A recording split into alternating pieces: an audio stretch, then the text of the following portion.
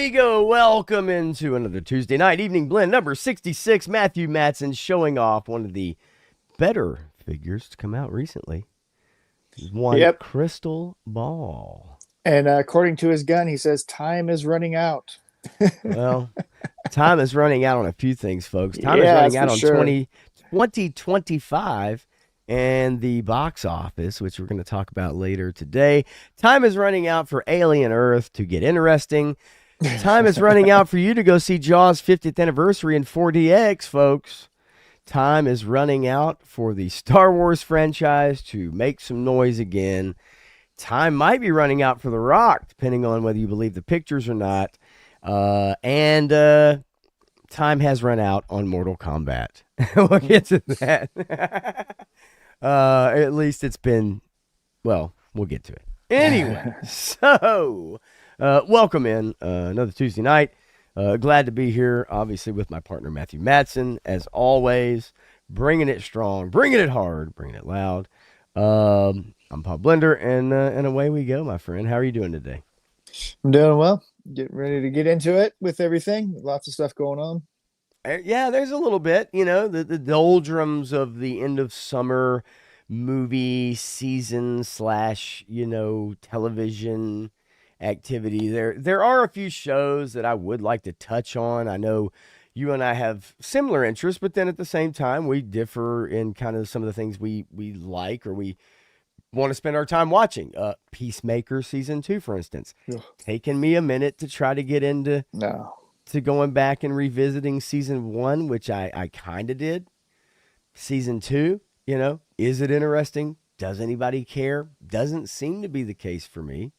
I don't know about you, but Everything I've heard about it tells me there's nothing that I want to watch in that show. right, right. I'm not into that kind of thing. I'm just, when you get to that scene, I'm like, no, I know, I'm good. Well, yeah, there's a scene, all right. Well, yeah, I Look, I was not. This is someone from who liked comics and knows all the oh major yeah, players. Peacemaker is somebody that for me just was not a thing. no. I not familiar. It's not in my wheelhouse. For a lot of people, it is. I'm not the biggest John Cena fan, but I'm also not a big hater. Right? I didn't really appreciate his apology to China, but whatever. It is But what it, it but it is. was so well spoken. Oh Oh, well, wait. it was genuine. It was genuine, right? As genuine as some of the characters in Alien Earth. But anyway, um, so yeah, look, Peacemaker, not in my wheelhouse, but it is part of the job, right? Like at Yeah. least if you consider this a part time or full time job, I'd love to be a full time job, but it is part of the gig, right? Yep. So it's something I need to do, force myself, dig in. But I did over the weekend see three movies in various formats to at least bring that knowledge to the table and said, hey, look, I got to go do it. Have you ever considered, Matthew? And I don't know if anybody in the chat has ever done this. Have you ever considered signing up for one of those movie passes, like $24 a month? You can go see whatever you want. In 2D, obviously, not special features and stuff. But have you ever considered that? Like where I mean, literally, almost W- one movie in a way Yep. would almost get you to where it pays itself off. I believe we signed up for that a little while ago. Um, I but believe. my wife did, right? You lose track of the subscriptions. I get it. Trust me. Well, and it's something that we kind of let build up because we know what we want to go see, and things are tight with going to see movies with Sure. three people, or finding time to get a sitter for the two of us to go or whatever. So It's and your situation is different for me. I do have the free time, which in that case, then it really is on me to say, hey, look, yeah, gotta go, gotta get it done. I'm gonna star a few people here in the chat, just to make sure as we jump into it before we jump into the numbers and all that good stuff. So anyway, so welcome in. I know people be rolling in. There's other live streams going on. I say it all the time, but we're here. We're here every Tuesday. pretty much without fail for the most part. Big old drink of water. There you That's go. what you do when you're not sleeping good. You know, you Yeah. drink water. Cut out as much coffee as you can late. So that's what I'm doing. Yep. Instead of drinking a Red Bull, have a little coffee before, whatever. So, but anyway, all right. So we'll jump into the chat as new people come in. I'll recognize them. You guys know the drill. But we're gonna get to the numbers and kind of roll through them because there's a couple interesting things within the top 10, and we won't spend too much time on it before we jump right into Mortal Kombat. Dreadnought K6 says, go away. Hey, girl, don't go away mad. Just go away. That's what I said a few times in my life. And fashionably late, maybe fashionably late, but normally I'm pretty good about being on time. I don't usually make people wait too long. It's not uncommon. Eric Thurman is here. Says, Dreadnought, you were right. I was wrong. I missed the first part of that conversation. If it's somewhere in YouTube and it doesn't show up, let me know. And like Gandalf, at the last minute, the shining beacon of hope coming in over the hilltop. Now, on the third day, I would say, white Gandalf, but I'll probably get in trouble for saying that. So I'll just say Gandalf. Gandalf the White. Gandalf the White, yes. You took the words right out of my mouth. Menjoza is here, loyal to the end. Fantastic. I love it. Absolutely love it. Ronnie Trickshot, hello from the land of Morcock. I am a huge fan of the land of Morcock. I don't know about you, Matthew. It's one of my favorite continents, actually. Doesn't show up on a lot of maps. Usually it's the land of average cock in most maps. But I didn't know he was from there. I didn't either.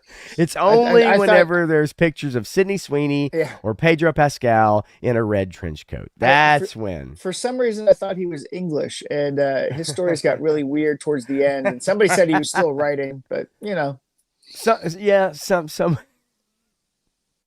It's already off the rails. Graf, what's going on? Good to see you. Thanks for saving me right there. Clint with a silent J, Jorgensen, is trying to go see Cena in SD after Thanksgiving. SD nice. As in San Diego after Thanksgiving, I would assume. If not, then SD would be in regular definition. I'm lost. Help me, please. Turk Murphy's Toy Solutions is also here. And by the way, go check out his other channel. I don't mind promoting it, telling you about it. This Old Junk, I believe, car channel. Mm-hmm. Check it out. It's fun. And Turk's good people. And Graf says if Hollywood released enough good movies a year, I'd probably do it. Yeah, sign up for that pass, right? That's the hard part about doing that, is that you have to kind of weigh it out. Is it worth it to you? But I got to say, I've talked to somebody who's done it, and she sees 2 movies a month. She sees more than that. I work with her, and 2 movies pays for that. Yeah. And to be quite honest with you, I know it's not the ideal way for a theater to make money, but at least it gets you in, and it gets you buying popcorn, it gets you buying a Coke or whatever, maybe a popcorn bucket. And so the idea is to come in and upsell you on other stuff, right? Restaurants do it all the time. Well, I mean, gas stations don't survive on selling you gas. I'm just saying. That's for sure. Although I'm surprised. Although gas has been pretty consistently. When 90% of the price of gas is taxes. So, otherwise known as theft. Bobby Wald says quitting coffee before bed might be a good idea. But then I remember my dad taught me to never be a quitter. Bobby, you and I and your dad have something in common then, because it is hard for me to quit coffee late in the evening. Let's see, and quickly again, and like I said, as people join in, I will definitely highlight. Turk says I had to stall my car channel for a bit. I had to do some work on the house. Well, maybe you should do a house channel. House channel, yeah, right? just transfer it, Turk, just transfer it and you're good. But hey, look, man, it's all for fun anyway. That's really why I like to do this. And Clint to let me know San Diego Survivor Series with John Cena. Okay, cool. That'd be sweet. SDSS, not SDCC. Aha. Yeah. Easily confused for those with uh dyslexia, like I don't have, or just reading things, period. But anyway, all right, look, as we always do, just to jump off the top, let's jump into the numbers, and we're not going to spend too much time on this because, to be honest with you, Matthew, it hasn't changed much because there's not a lot coming out that's making any noise, right? Well, Jaws So is winning weekends. and I want to get to that. I want to talk about it. I want to get to it. We can move it up or down in the order. Doesn't really matter ultimately. Talk about how Superman is not going to make as much money as any other Superman ever. Every single other Superman movie has made more when you adjust for inflation and ticket sales numbers. But don't you love it when people don't talk about actual ticket sales, the Well, actual yeah, turnstile numbers, right? It's oh yeah, no, it doesn't matter. But the reality is that, cheaper tickets, yeah, more people turned out. yep. If we look at the top, a movie I saw on Friday, Weapons. Again, I want to tell you guys, go see this movie. And I would encourage you to go see it at the theater, not because it's so much better on the big screen. I get it. This is a movie you could watch at home. But if you, I mean, look, I'm going to tell you right now, and you're probably in agreement with me. If you want movie theaters to survive as a somewhat affordable thing, and I Yeah, always recommend matinees. I yeah, just do, unless it's something you really want to be around a crowd for. Um, they're dying, yep, and unless people start supporting mid-level, mid-budget movies yep. like this that actually has really good writing and a interesting premise. I won't call it original all the way through, Right. but look, if you like those multiple perspective films like a Pulp Fiction or something that different characters and it kind of cuts and tells you, oh, this is Justine's perspective and then this is Bobby's perspective, 15 minutes later, 20 minutes later. If you like those kind of movies, you'll like this. It's not super gory. It's not disgusting in that way. It does Right. have some things in it that are, I guess some people would call disturbing.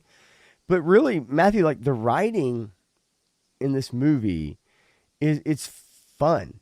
Yeah. And the dialogue is real and the actors act real. They act like people in this situation would Right. act, which is a hard thing to come by nowadays. Right. Um, Yeah. Actors actually acting. I mean, it's crazy. I mean, what a thought. uh, but what I find funny about the next number, okay, so weapons is number one. Well, the other thing I wanted to say was that if you Mhm. want to see a good dinosaur movie, go see Primal War. Okay, You I know? want to go see it. I want to go see Primal War. I Yeah. definitely do. I've heard it's fun. It doesn't take itself too seriously. Right.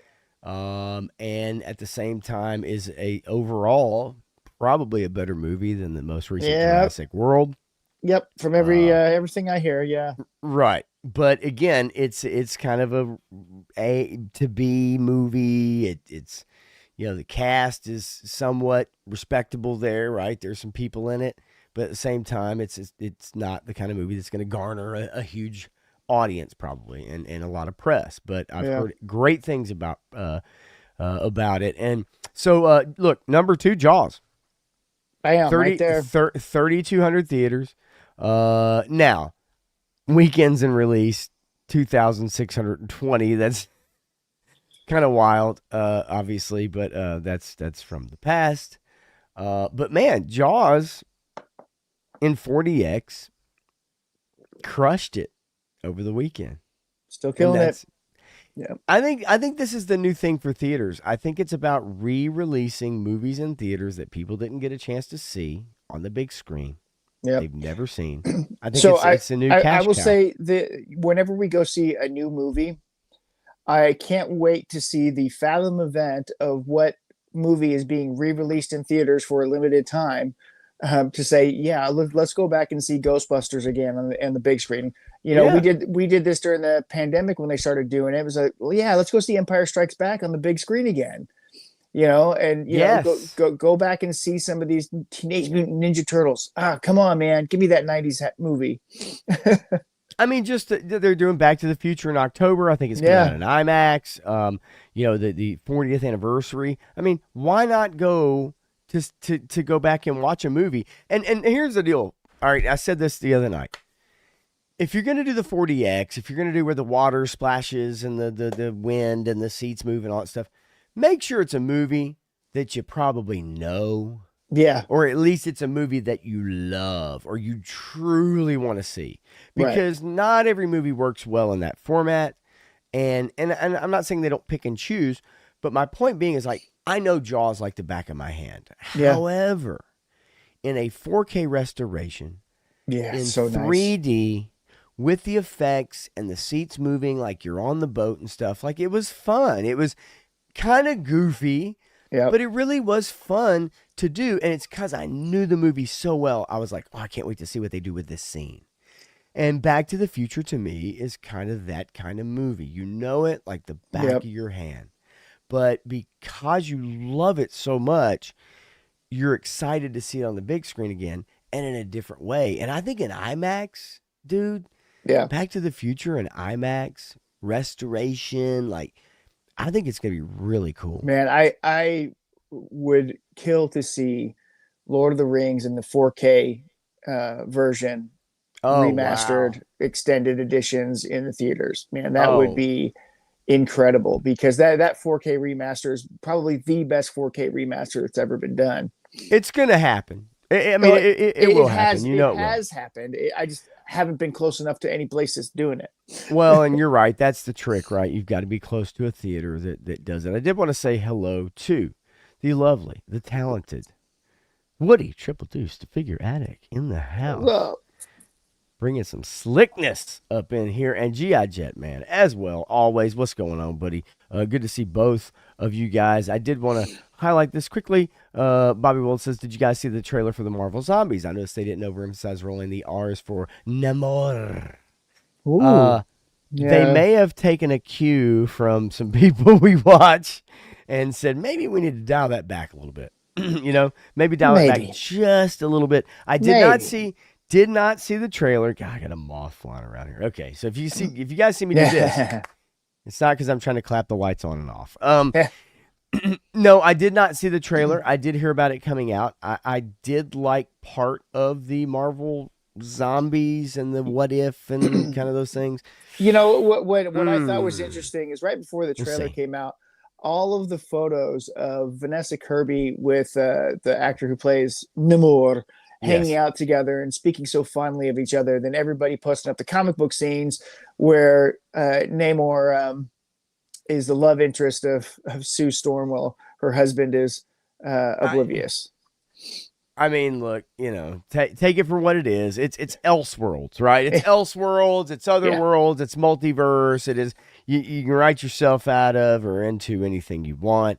Um, but we could pull it up here in a little bit and kind of parse through it if we want yeah, to. yeah. Nothing wrong with that at all. And I'm glad that it was brought to our attention from Bobby. I appreciate that because I did kind of catch a glimpse at work today, but yeah, so I'll make a note of it. Actually, let me put it in my Word document, folks. Word Ooh, documents. If ooh, you're doing a live stream, if you're doing ooh. a live stream, Word documents are a wonderful, wonderful thing to help you keep your place, or at least Look at remember Pop stuff.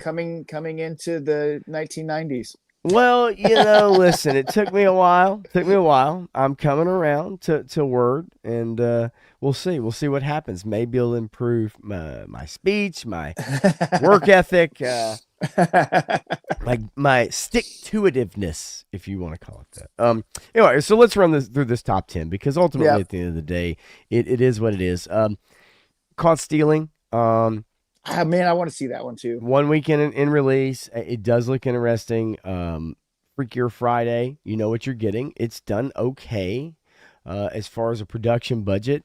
It's I'd say this is a movie that people know exactly what they're getting into. There's nothing, you know what I mean? Like there's Yep. nothing that anybody would go, oh well, what's this movie about? If you even remember anything about the first one. Now the Roses, Searchlight Pictures, is kind of a War of the Roses remake ish kind of thing. It, I don't want to get too deep in the woods on that. There is some interesting cast interaction stuff that's gone on with that. And then Fantastic Four still holding strong, still, hanging out. Not really gaining a lot of traction. Bad Guys 2 animated film. I did get a popcorn bucket actually when I went to go see Weapons. I ordered a popcorn and they gave me a Bad Guys 2 popcorn Oh, bucket. there you Nothing, go. nothing special. Yeah. I did, however, when I went to see Jaws with my son, they had a Yellow Barrel Oh, drink, yeah. and they also had a popcorn bucket for Jaws. And I think there was some miscommunication because I think I paid the same amount of money for what I got and could have got the combo, but guy didn't really know what he's talking about. Superman coming in at number 8, really not gaining any more traction, just like Fantastic Four. And we're going to talk Yep. about that later on when we get into the box office for 2025. Yep. Nobody 2, huge disappointment. Huge disappointment compared That to is the first disappointing movie. because the first one was so good. Absolutely. But This one is really a disappointment for sure. And then Naked Gun rounding out the top 10. And I got to tell you, I loved it. I loved it. Yes, it it's was fun. cheesy, but Yeah, it I was thought fun. I thought it was fine. I'm not gonna say over the moon for it, but there was some. My son and I laughed throughout, and that's what a comedy should do for you. Yep. Toxic Avenger at number 11, and I'm gonna leave it at that. Have I not kind of, I seen it. kind, I kind of want to see it. I'm I curious. kind of I'm want to see it. curious. You know what? The most interesting, saddening thing about the whole thing is that, Peter Dinklage plays the Toxic Avenger, but he doesn't play the Toxic Avenger. Yes, and Right. So also Peter Dinklage yeah. because I've lost a lot of respect for Oh yeah. Peter Dinklage. But Unfortunately, it's sad to think that, when the transformation comes into play, he decided not to put on the makeup right. because it was too much of a hassle. And so he let someone else do all of the parts for the Toxic Avenger. So It's he's your not thing. he's not even the Toxic Avenger in like any That's- of the scenes. Yes, Yeah. it's your thing. This you wanted to make this film, Yeah. but you don't want to go through the process. I just it just doesn't jive with me, man. Like I'm not okay with that. This is your gig. You wanted to make this film, and then you're like, nah, I'm good. I'm good with Peter Shrinkage. Wow.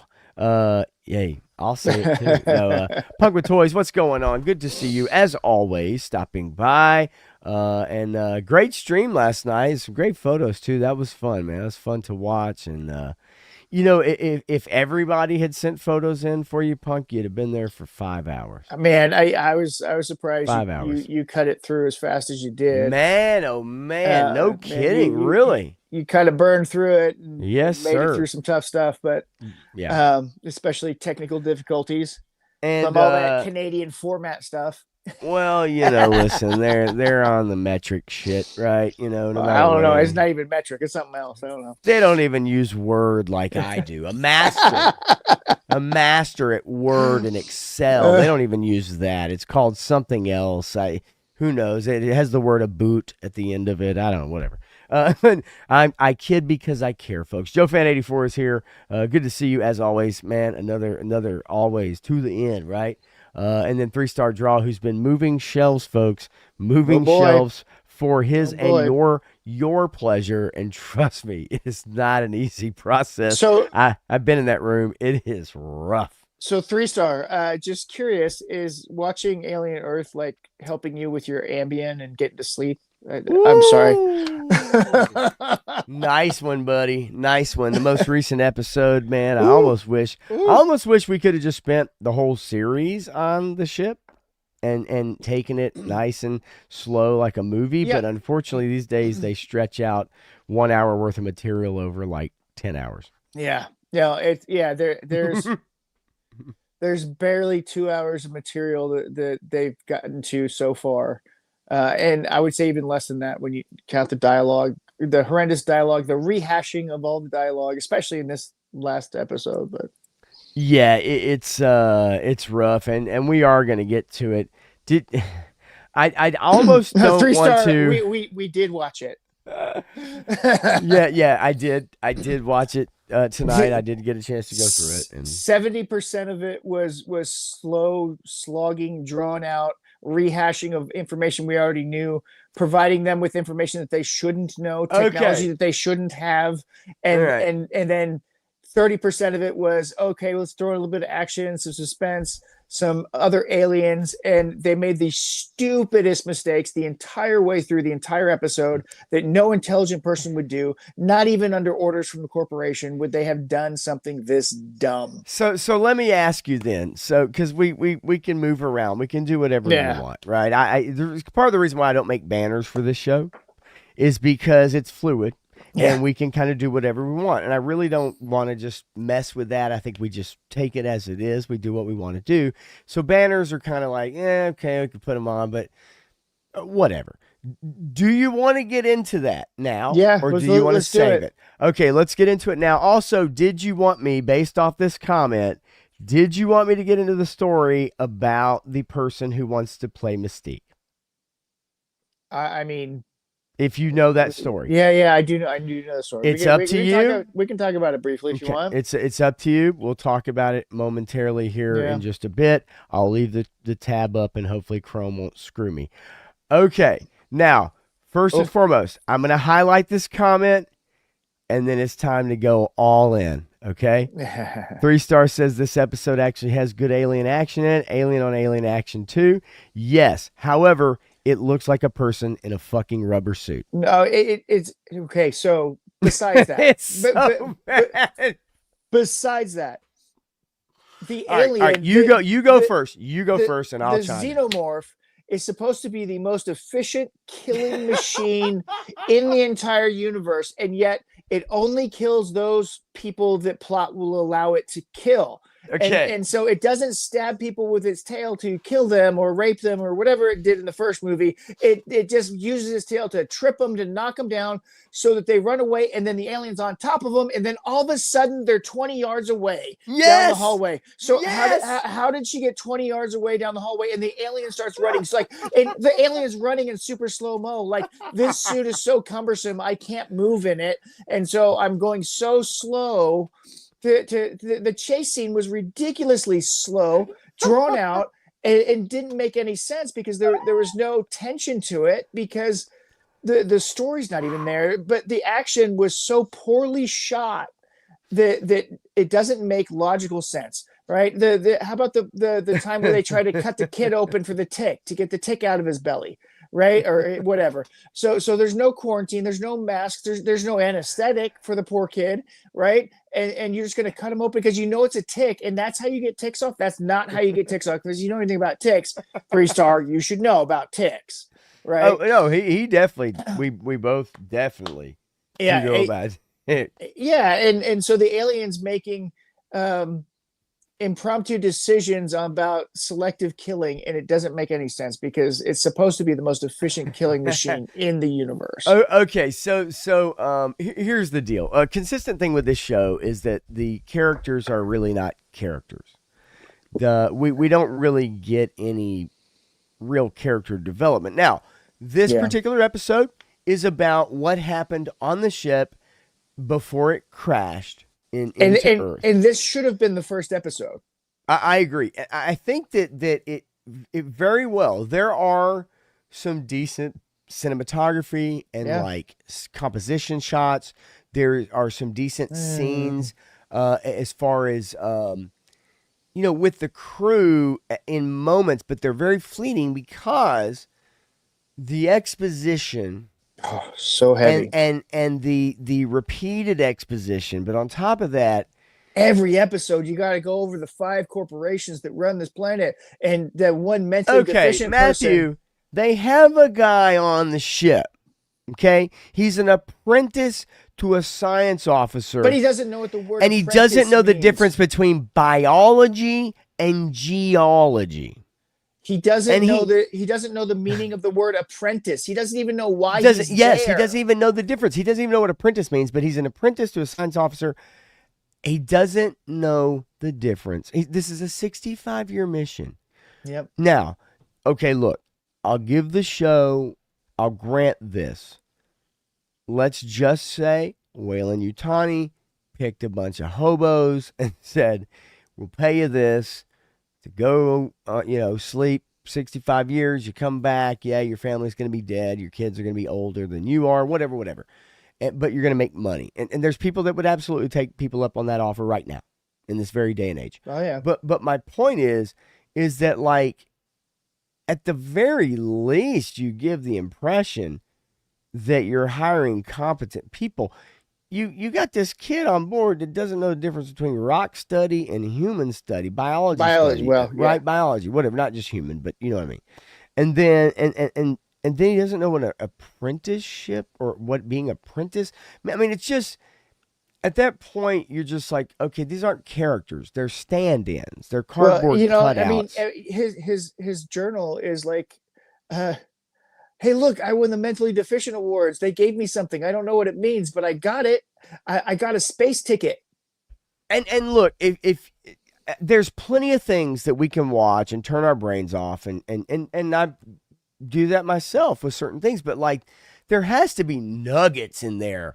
It's like, okay, like, man, that's interesting. Okay, that's cool. You have a science officer. You have someone, the person's in charge of the experiments, looking at the alien specimens, somehow forgets to lock in the canister so that this thing can knock itself off a shelf. Well, okay. So let's play devil's advocate. Okay, let's play devil's advocate. Let's go. There's a video that my wife What's up, showed Tony's Figs? What's up, man? There's a video that my wife showed me today about this guy who climbed this rock wall all the way to the top, and he fell all the way down. He fell 50 feet down and landed on the mat and got some fractured bones because he forgot to clip in. Yeah. Okay, I understand. I get where you're coming from. Those people don't make it to space.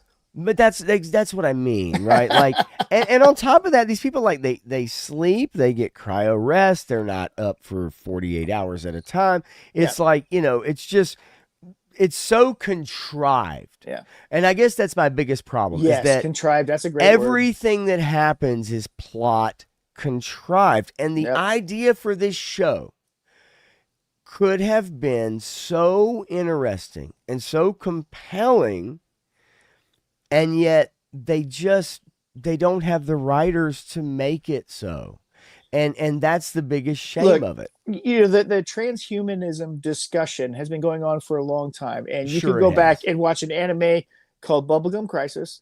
You could go watch The Ghost in the Shell. You could go watch the original Blade Runner. Mm-hmm. Okay. You could watch any of these things. You could read the original books for Altered Carbon or watch the first series of Altered Carbon, right? And you get to this whole idea of transhumanism, and it's interesting, compelling. And if you want to throw that into the Aliens universe and combine it into the Blade Runner universe, that's great. I think that would be a worthy attempt. This show is so superficial that it misses all of the points that are contentious, that are points of worthy of discussion, which they almost got to a couple of times, but it's like, wait a minute, you would have asked these questions before the procedure, number one. Number two, didn't go into any detail, and you're not going to go into any detail because you don't want to answer those questions, because that's not the point. And we're really past that point now. Even if they try to, it's going to be well, you have to, tacked because on. that one robot still thinks she's pregnant. I don't even this shit. I'm sorry. And that was like last episode. I mean, look, this episode is self-contained. It's what happened on the ship and what caused it to crash. Okay, fine. This should have been the first episode, in my opinion. I understand you want to set up the world and everything, and you could put pieces of that in there, but this episode, if you condense it down to 30 minutes, should have been the first episode. It's just such a shame, because there are some really interesting premises. Yeah. And yet they don't. You spent 10 minutes of a guy watching video cameras without speaking, switching between video cameras to rehash a plot that we already knew. And folks, if you see this stuff enough in shows, you know what's going to happen? You're going to think this is compelling television. because that's what you're being given. But Yeah. if you go back and compare it to the good to greater shows and even just decent shows, Yeah. you'll see a difference. Like I don't know how else to explain it, and without sounding like I'm a film critic, because I'm not. Okay, I didn't go to film school. I don't know. It's like, but as you start to get exposed to this stuff and you Yeah. start to see these repetitions over and Yep. over, you start to go, why it literally, this episode could have been told. It's 50 minutes roughly after credits, right? You know, before Well, credits. I mean, it's before pretty much credits. pretty much an hour. So It's about an hour, but roughly you get about 52 minutes, and then Yeah. it's because it's an hour, you get like 8 minutes credits. All right. This story could have been told in like 20 minutes. 20 minutes. There's only 20 minutes of content in here. And another big question that I have is, if you're facing down two enemies and one of them is incapacitated and one of them has a weapon, which one do you shoot? Well, this show chooses the other one. It just and look, I appreciate the actor who is playing the character named Morrow. He is a cyborg. He has motives on his own or directives that have been given to him. He has also people that he's thankful for doing things for him. And at the very end of the episode, we do get to see a scene that actually takes place not in the past when the ship got compromised, but in current day. Now, my problem with this scene is he's on a ship that crashes in a part of the world where it's controlled by a particular company. And the whole time we've seen him, he's kind of been stuck there. And now we see him all of a sudden, he's back with Waylon Yutani in person. In person. And so okay, it's like, how did we even get here? But let's go back a bit. Okay. So we know that in that day and age, in the future, okay, that there would be a planetary defense system. So if there was a ship that was rocketing towards the planet to run into it, it would have been shot down. It would have been redirected. It would have been boarded. It would have put jets on it. They would have done anything possible to redirect it because it's Earth. You're not going to let something that massive crash into the Earth. Okay. Besides that point, this whole thing was contrived and built from the beginning because somehow Prodigy had the wherewithal to have a spy and to pay a guy on a 65-year mission to sabotage his, yeah, that doesn't make sense either, right? Light speed communication, which they didn't have, so they can instantly communicate with people. And this was a 65-year mission, so this has to be in the past because they have to go into hypersleep to go into the hyper jump, and there's so many problems with this. How can the guy sabotage the ship? How can they wake up mid-transit without stopping the ship first? Okay, they would have to be stopped somewhere for them to wake up because you can't survive through hyperspace because of the aging process and all that other stuff. So there, again, so many problems with this. And it was all set up ahead of time, so everybody knew that it was going to crash on there. Everybody knew. Both sides knew that this was going to happen. So Waylon Yutani had their soldiers ready to go in and get in there, and Prodigy had his guys ready to go in there and extract it because everybody knew when and where it was crashing. But that's not what they showed in the beginning. They made it seem like it was random, but it wasn't. So this is another retcon. This episode retcons what happened earlier. Look, I'm okay with going back and kind of showing you, oh, no, this wasn't an accident. This was done on purpose. They changed the navigation and now it crashes, whatever, in a different part where it's supposed to go instead of somewhere else. I'm okay with that. It's just that, like, the decisions the characters make, the dialogue, it's just severely lacking for me. Eric, 31 Atlas could be.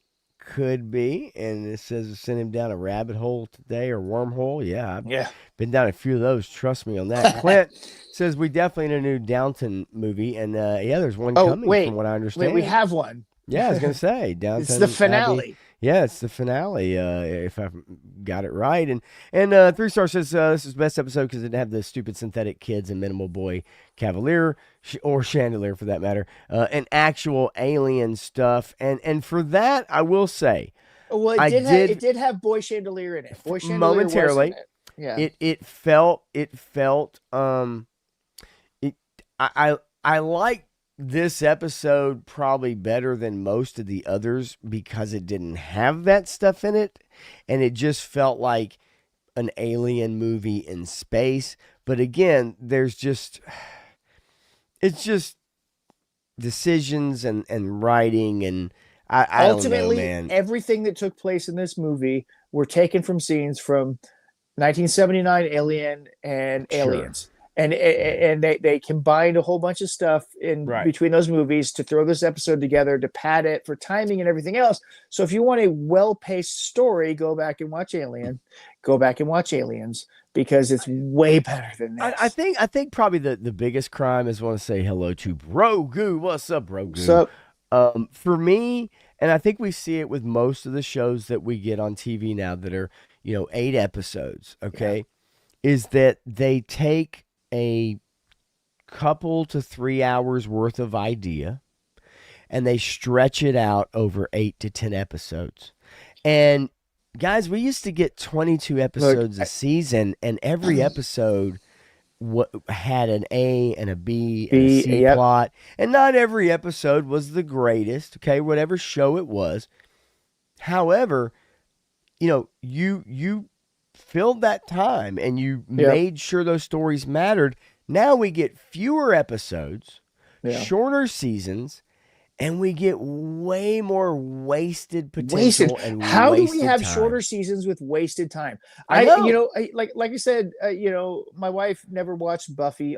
She never watched any of Buffy. She watched all of Angel. So we've been watching Buffy and Angel, going through all of it so that she can get the full context of everything. And there's 26 episodes of great Yeah, storytelling it's every crazy. season, It's every crazy. season in both of Crazy to those me. shows. Yes, sir. And it's like, especially like the last season of Angel, you're not missing a beat on storytelling and character every single episode.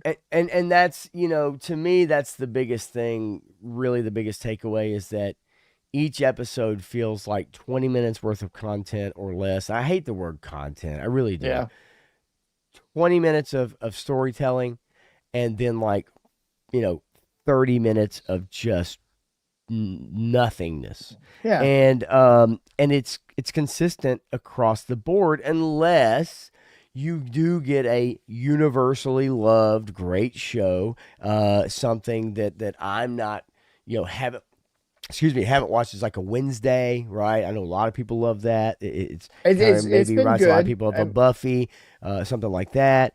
Obviously the prestige shows that we've watched in the past, like Breaking Bad, Better Call Saul, even Game of The Thrones, that Terminal List could. Dark Wolf is really Okay, good. Terminal List Dark Wolf, I've heard is fantastic, which Yeah, is a it's prequel awesome. to Terminal List.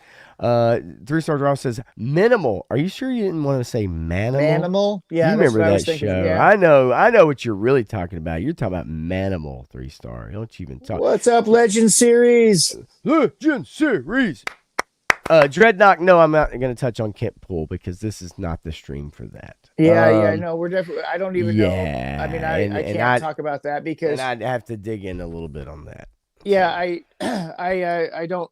I mean, I know of the situation, but I never had any interactions with uh, that guy, as far as I know. right. And look, 3 Star. No, I'm not going to quit watching because, unlike some of the other shows that I quit watching, I do enjoy the IP.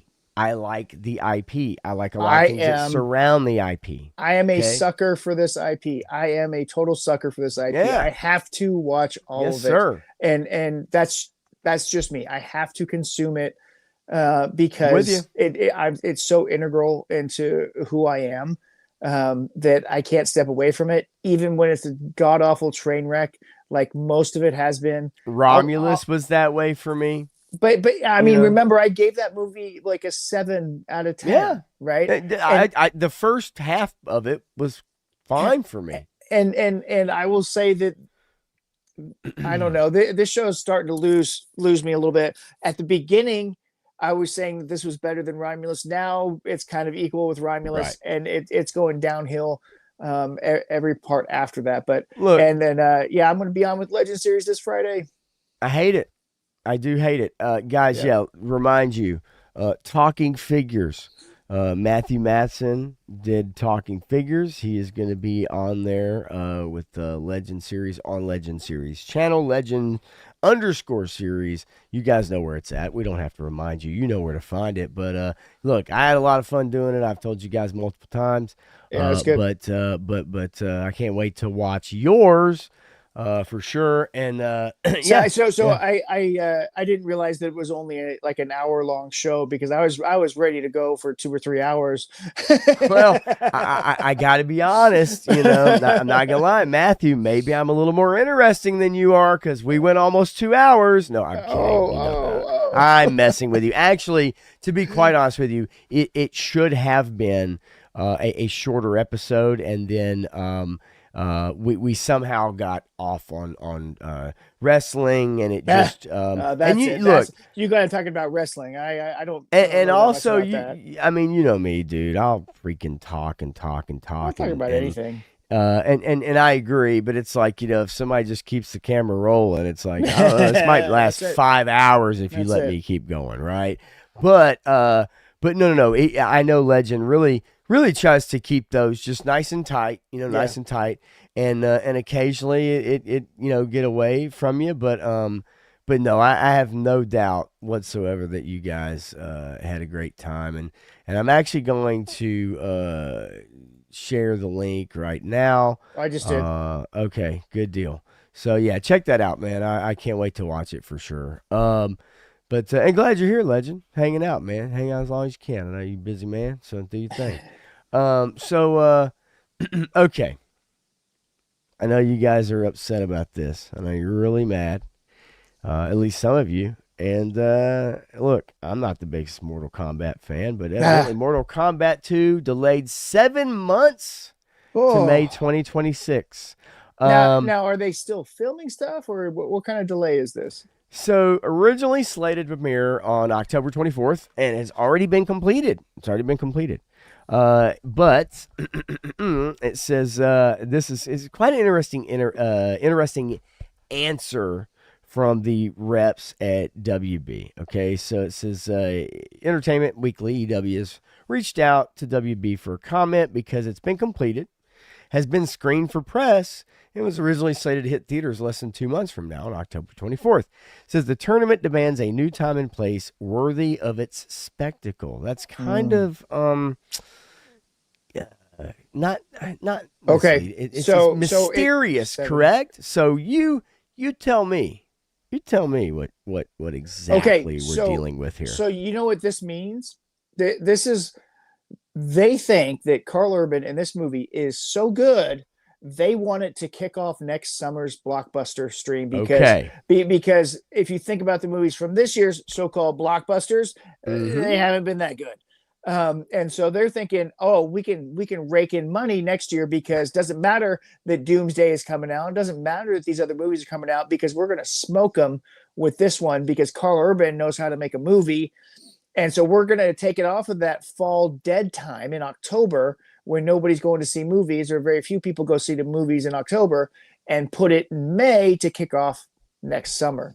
Okay, so if we look, okay, says the new time slot pits it in direct competition with Is God Is, a thriller from first time filmmaker Alicia Harris. Okay, well, whatever. Yeah, well, Maybe I so had never heard of that. Don't really just know. the title alone makes me Well, we are, yeah, yeah. whatever. I mean, look, I don't even know about that. It says it's a play of the same name. Janelle Monáe, which I ain't gonna lie, I do love some Janelle Monáe. Holy moly. Vivica A. Fox, Sterling K. Brown, but also Devil Wears Prada 2, which Nobody's going to care about that. A sequel to that 19 movie? years or 21 years after, or 19 years, yeah, whatever.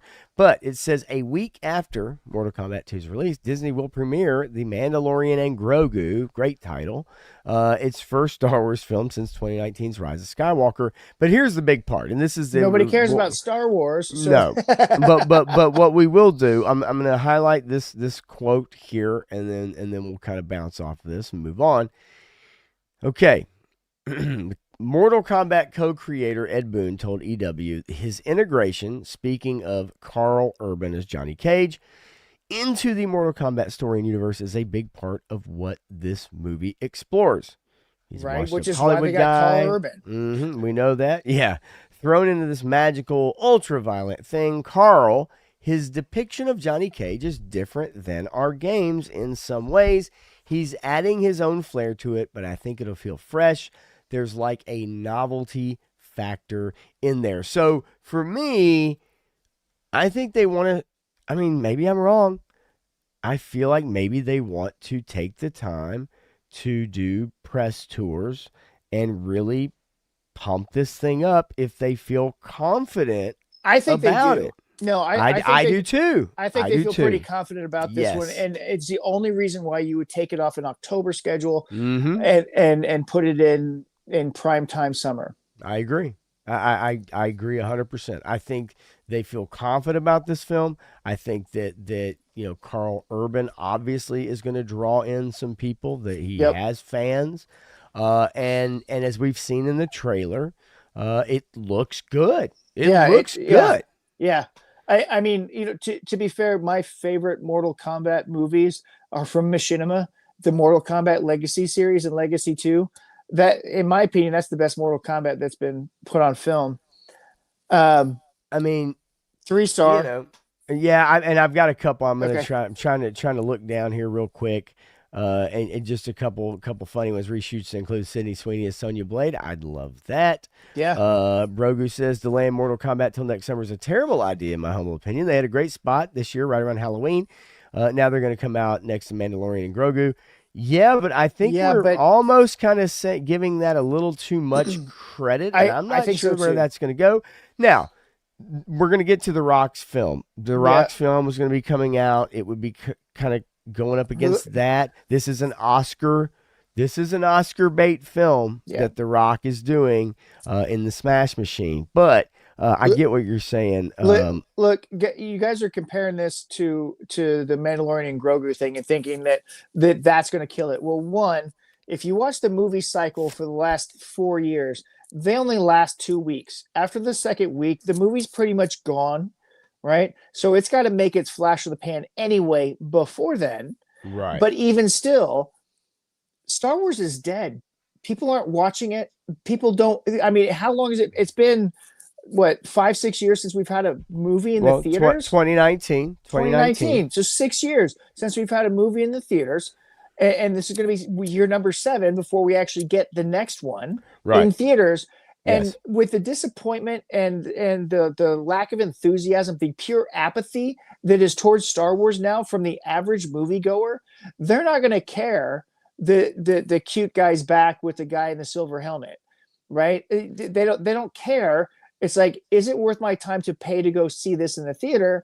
And if Mortal Kombat's halfway decent to good film, people are going to be like, let's go see the action movie. I don't care about that Star Wars stuff anymore. You're right. I agree 100%. The vast majority of people are turned off on Star Wars because of the garbage that has come out in the last decade.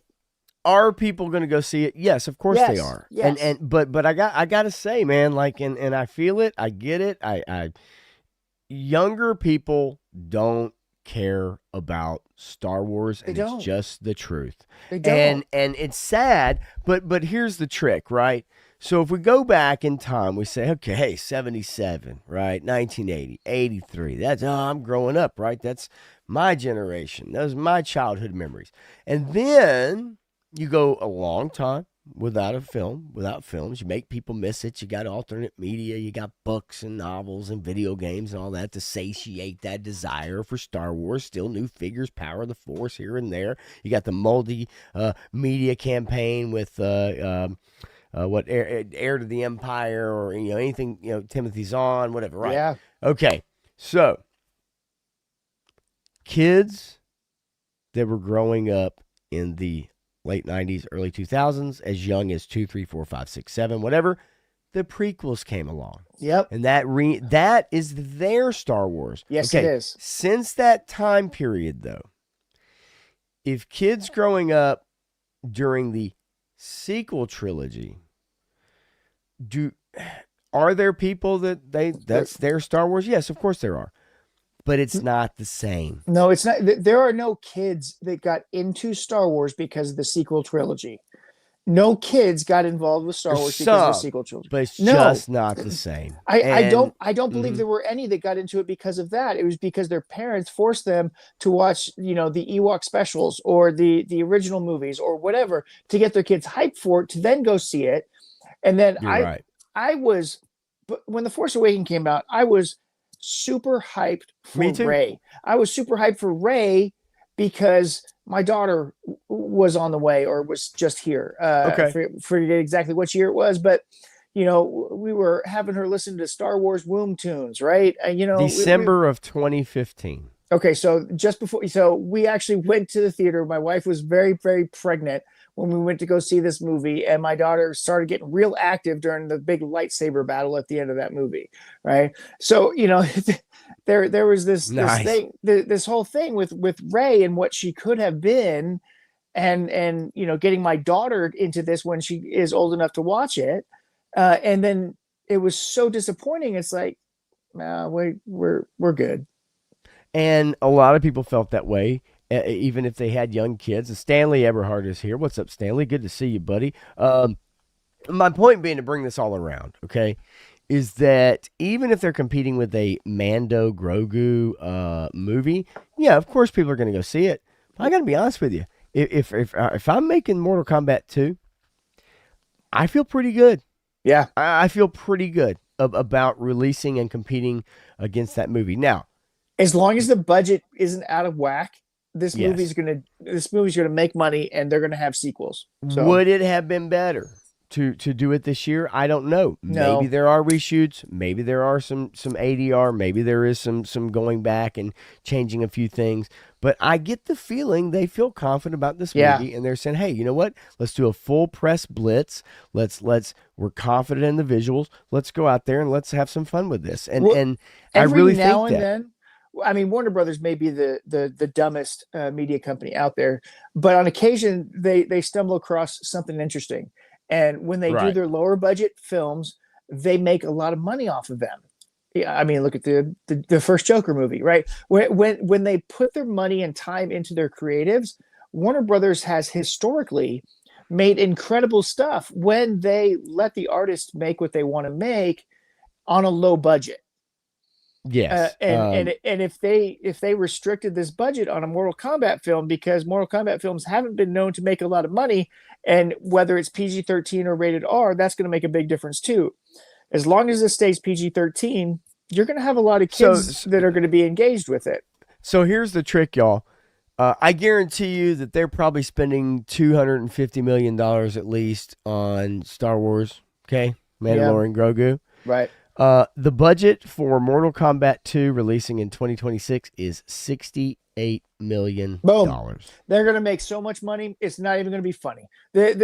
This may be the blockbuster of next summer. We'll see. But Exactly. Exactly. I And mean, it in take terms your of time. It's like a video game, Matthew. yeah, Take your time. yeah. Tune up the visuals. Make sure the effects are perfect.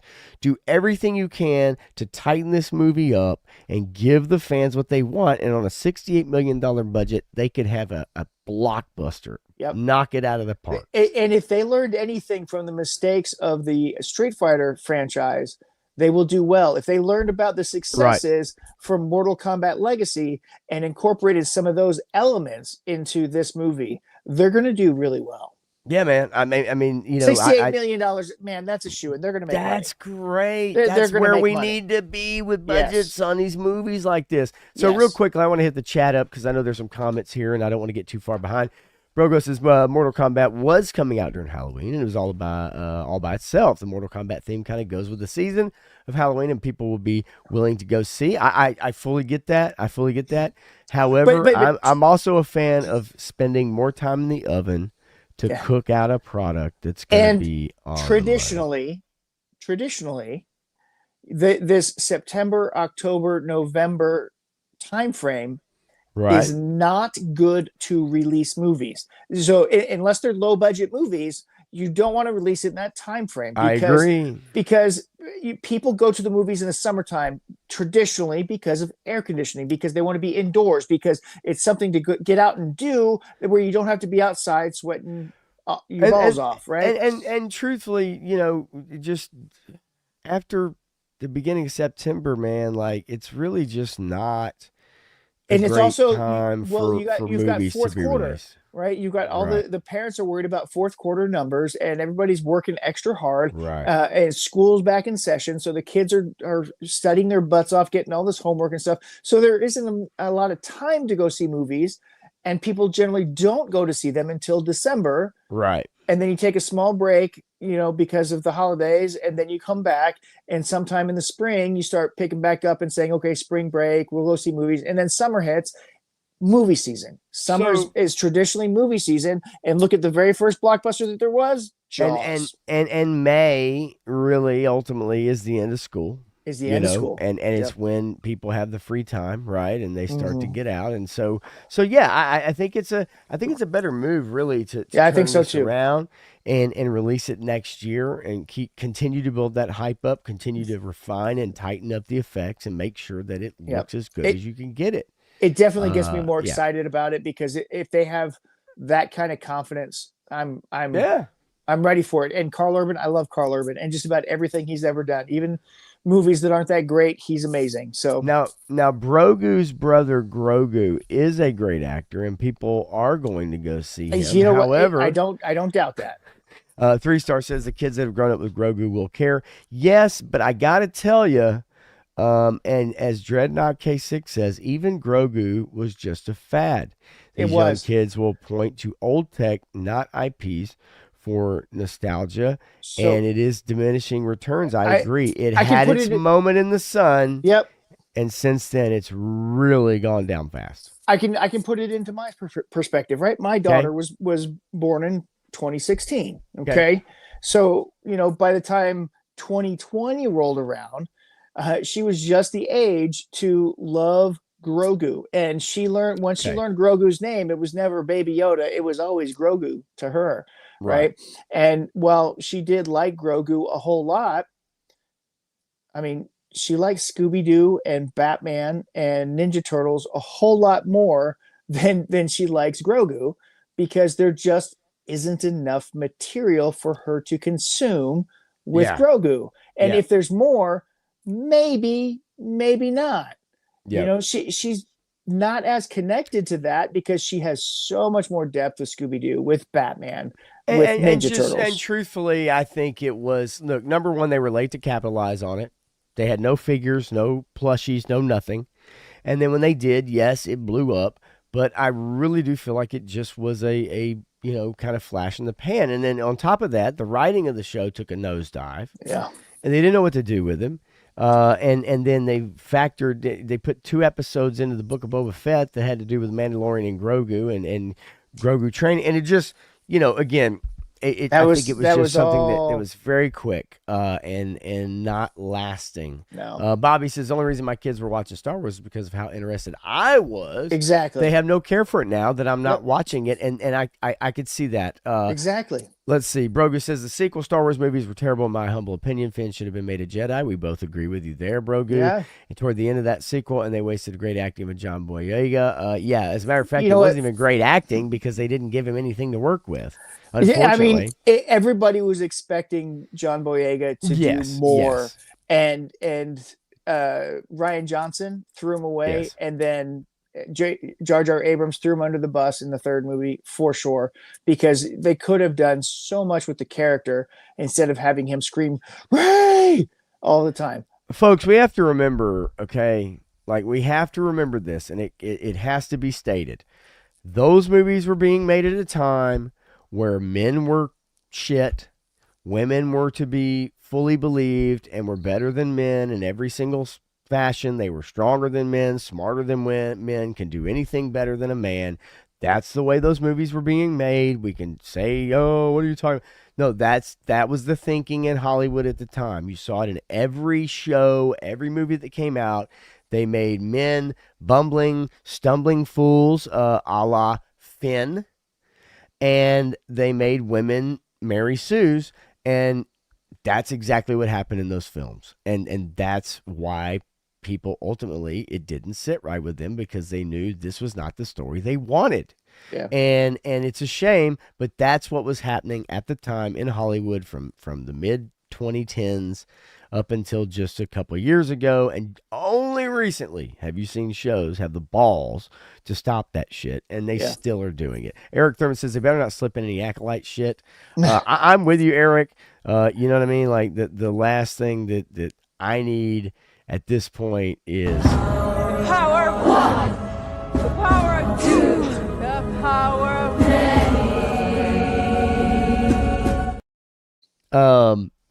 yes, I definitely don't need any of that. I want to say hey to Nolan. What's going What's on, up, Nolan? Good to see you, buddy. Let's see here. Sinners was on Max. Says yeah, Hey, Jetman. yeah, go check it out. Sinners is good. It's good. Check it out. I started it at 3 Stars House, and finished it over here. Definitely worth your time. Definitely worth your time. It's not the greatest movie ever. Don't anybody tell you it's the greatest movie ever. But it is good, and Michael B. Jordan is fantastic playing dual roles. Let's see. Bobby Willis says Grogu has been replaced by Labubu's. You are correct.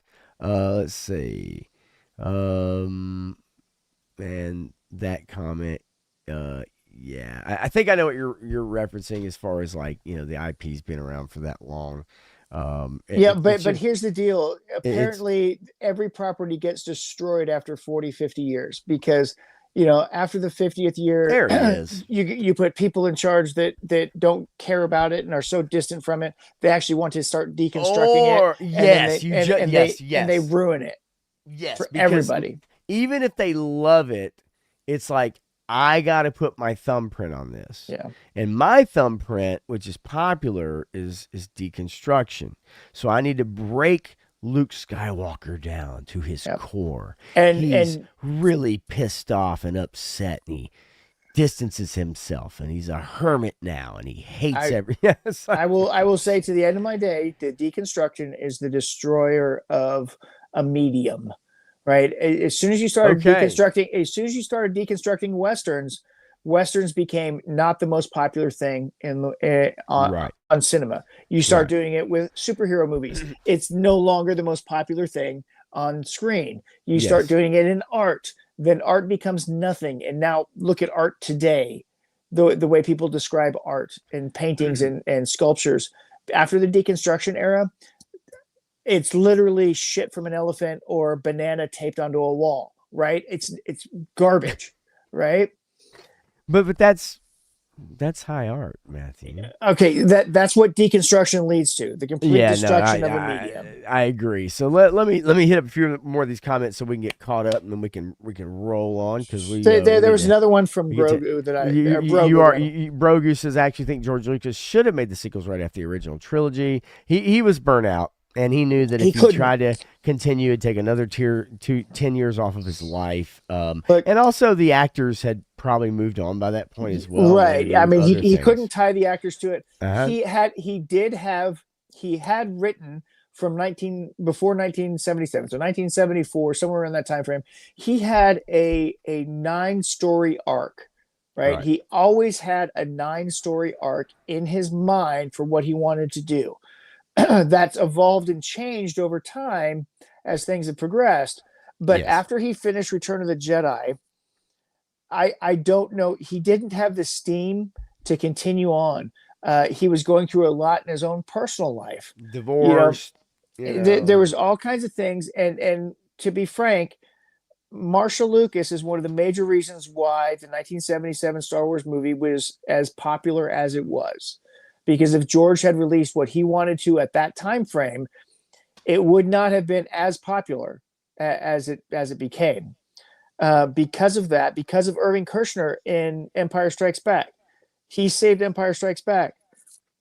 Return of the Jedi, he was kind of unfettered at that point, but it burned him out so much that he's like, I gotta take a break.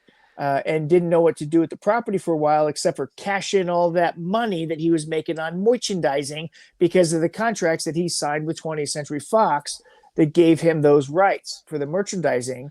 And that became a thing moving forward. So well, and he was not a fan of directing. Richard Marquand did Return of the Jedi, and you know, George was not. He shouldn't direct. Yeah, He's not he didn't want to direct. But either way, I mean, look, 3 movies, 10 years. That's basically what roughly you're looking at. Yeah. And after doing those 3 movies, it was kind of like, hey, yeah, I need to take a break, do some other stuff, and whether, you know, good, bad, and different, whatever. He's an independent filmmaker. He financed his movies, and think that's about just his kind of, you know, think about his trajectory too. He was outside the system. He was defying the studio system from Right. the beginning of making Right. these movies, and he was always about the independence, being outside of the system. And then by 86, he was the system. Well, and that's part of the deal, right? And then that gave rise to you- Quentin Tarantino and Robert Rodriguez and Kevin Smith. And in the 90s, they changed cinema because they were the independents. right. You know, and then Kevin Smith got absorbed into it. Robert Rodriguez tries to stay independent. But you also, you know, it's the saying of like, you know, you live long enough to see yourself kind of become the villain. You know, even George was his greatest enemy during the prequel, you know, series. That's why Tarantino said, I have this many movies. Right. And these are all the movies that I'm going to make. Right. And that's it. Because after that, you know, I'm going to be changed. And you look at George, I don't know if they're going to be as good. You look at George, you know, George didn't do he's not done a million films, you know, right? He's got, there's several, but it's not this gigantic catalog, you know. No, and, you know, and you look at some of those films that he's been a part of, and they've been, well, mostly influential. Some of them not as good as he wanted them to be, but you know, you know, he played his hand, he did his part, he tried to be independent, and after Star Wars, he wanted to go be independent again. That's what he wanted to do. I definitely would have liked to have seen the final 3 movies of his idea, good, bad, or indifferent. I would have liked to have at least you would have liked to have seen the story of the Wills. No, I know what it was encompassing, but I don't know. Was it a complete story instead of mystery box storytelling? Well, with a Mary Sue and a bunch of bullshit. I don't know. Maybe I would have liked to have seen that. With his storytelling, I think there would have been the hero's journey. There would have been a story to tell within the Wills, and some of that came out in Dave Filoni's Clone Wars, right? And some in Rebels a little bit, but that was all morphed by Dave Filoniisms. I mean, but that's another story. Yeah. I would say hey to Sabir as well. Alien Earth is a roller coaster series, just as Brandon said, and up and down. This is a better episode overall. I can't argue as far as at least the premise of the episode is something I would have liked to have been explored, but I think they could have done it a lot faster. Much faster. Let's see here. Yeah, don't get me started on the acolyte. Dark Wolf says Stanley Everhart dropped last week. Yeah, those are amazing episodes. Todd C's in the house. A free ticket to escape your wife and kids. Hell yeah, many men will sign up for free. I agree with you there. And let's see here real quick, because there's a lot here, and kind of want to try to roll down. Hey, and Pop, if you haven't watched The Terminal List Dark Wolf, you need to watch that. Yeah. I've because we should be talking about that, because that's really good stuff. Broger says, understand George being burnt out, needed to take a break. Just thinking that maybe he could have made the sequels instead of the prequels. You know, look, I think a lot of people are interested in seeing what the way that Anakin, you know, turned to the dark side. And even though it was not done the way a lot of people wanted it, at least by the third movie, he had a handle on it. Well, because he knew that the sequels for him took place so far in the future and told a story that was so outside of what we know of the universe as it is, that it would be a huge departure. But it was his thought process all the way through that helped create that core middle trilogy. And then the first 3 movies, he had to tell that story of Anakin, because he's like, who did we redeem at the end of Return of the Jedi? Who was this person? How do we get to know him? And he wanted to tell that story, even though it turned out to be more about Qui-Gon and Obi-Wan than it did Anakin in a lot of ways. But that's So, Qui-Gon Jinn is the greatest Jedi ever. You can't dispute it. So, Dreadnought Terminal List, another season of the Pratt stuff. No, this is prequel. This is a prequel. It's it's Taylor prequel, Kitsch. Taylor Kitsch is in this prequel, and Chris Pratt is in it because yes. This is a prequel to the Terminal List, which at some point we're going to get a season 2 of that, which will be interesting, I hope. But and then apparently I didn't know this until recently, but The Gentleman season 2 is coming out. So get caught up on The Gentleman, so that we can talk about that. Yeah. I definitely want to check it out because I've been hearing a lot about it and hearing people it's good. Literally jump into it. So let me blow through a few other stories really quickly because we definitely took our time on that. Of course, who cares? Whatever, we shoot off all the time, and get off not even off topic, just kind of go into other stuff. Right? It's a natural conversation. Call of Duty coming to theaters as Paramount and Activision strike a major film deal. Now, look, I don't know if you're a COD player, you ever did. Some of y'all out there play Call of Duty, play online gaming. I know my cousin was very much into the online shooter there for a while, and various versions of it. Some people like to play Battlefront or Battlefield and whatever. Anyway, I don't know what you do with this. My question is, do you take the gamers lobby for these games and incorporate that into the movie? I'm just saying, because if you're going to make it a Call of Duty movie that's about the storylines from the video game, are you going to take the gamers lobby, the conversations that these people have, and throw it in there to some degree? I understand you can't do all of it, but there's stuff that you need to take from elements of the people who were actually playing this game and the conversations that they had with each other in the game, and put that in here, because otherwise, what else is it but a modern warfare movie? I don't get it. Yeah, I'm not sure what you do with it unless, and let's say it was a Fortnite movie. You've got a shrinking zone. Everybody's forced in. I think that is a fun premise in real life. Yeah. If you want to do a movie like that, where like the zone is shrinking, and you've got your different players, and you have guys you root for. You got guys that are out for themselves. As long as you get the Batman Snake Eyes story. Okay. Did you read that one? Batman versus... I did not, but I do know of it. That was actually pretty good. Batman versus Snake Eyes in Fortnite. It was actually an interesting story. And so, Nolan, here's my thing, right? So it's Call of Duty. So if you do a World War II kind of thing with it, then is it Call of Duty? Or is it just a World War II movie? Right, yeah, exactly. Right? So that's kind of my thing. Now, do you adapt? Do you adopt some of the characters that have kind of been throughout the franchise? Some of the storytelling. Do you do a no Russian? Do you do a no Russian scene? If those of you that have played the games, you understand where I'm coming from with no Russian. Do you do something like that? You know what I mean? Like, and yes, they did have World War II themed CODs. I agree with you. I just wonder what you do. And Todd, you're totally good with that. By the way, don't even worry about it, man. I did that the other night with Punk Stream. I'm like commenting shit, and I'm like, oh, people are like, what the hell are you talking about? What's going on? Yeah, just catch up. No big deal. And 3-star says they're good main characters with depth in the campaign mode. Hopefully that's what they go with. Yeah, it's tricky with video game adaptations. So the difference is most video games are adapted from a single player perspective. Yeah. Call of Duty, yes, it has a campaign. They're not exactly known for historical the greatest yes. So what do you do with this? I'm curious to see what they'll do. Yeah. This is so folks, this is a new thing.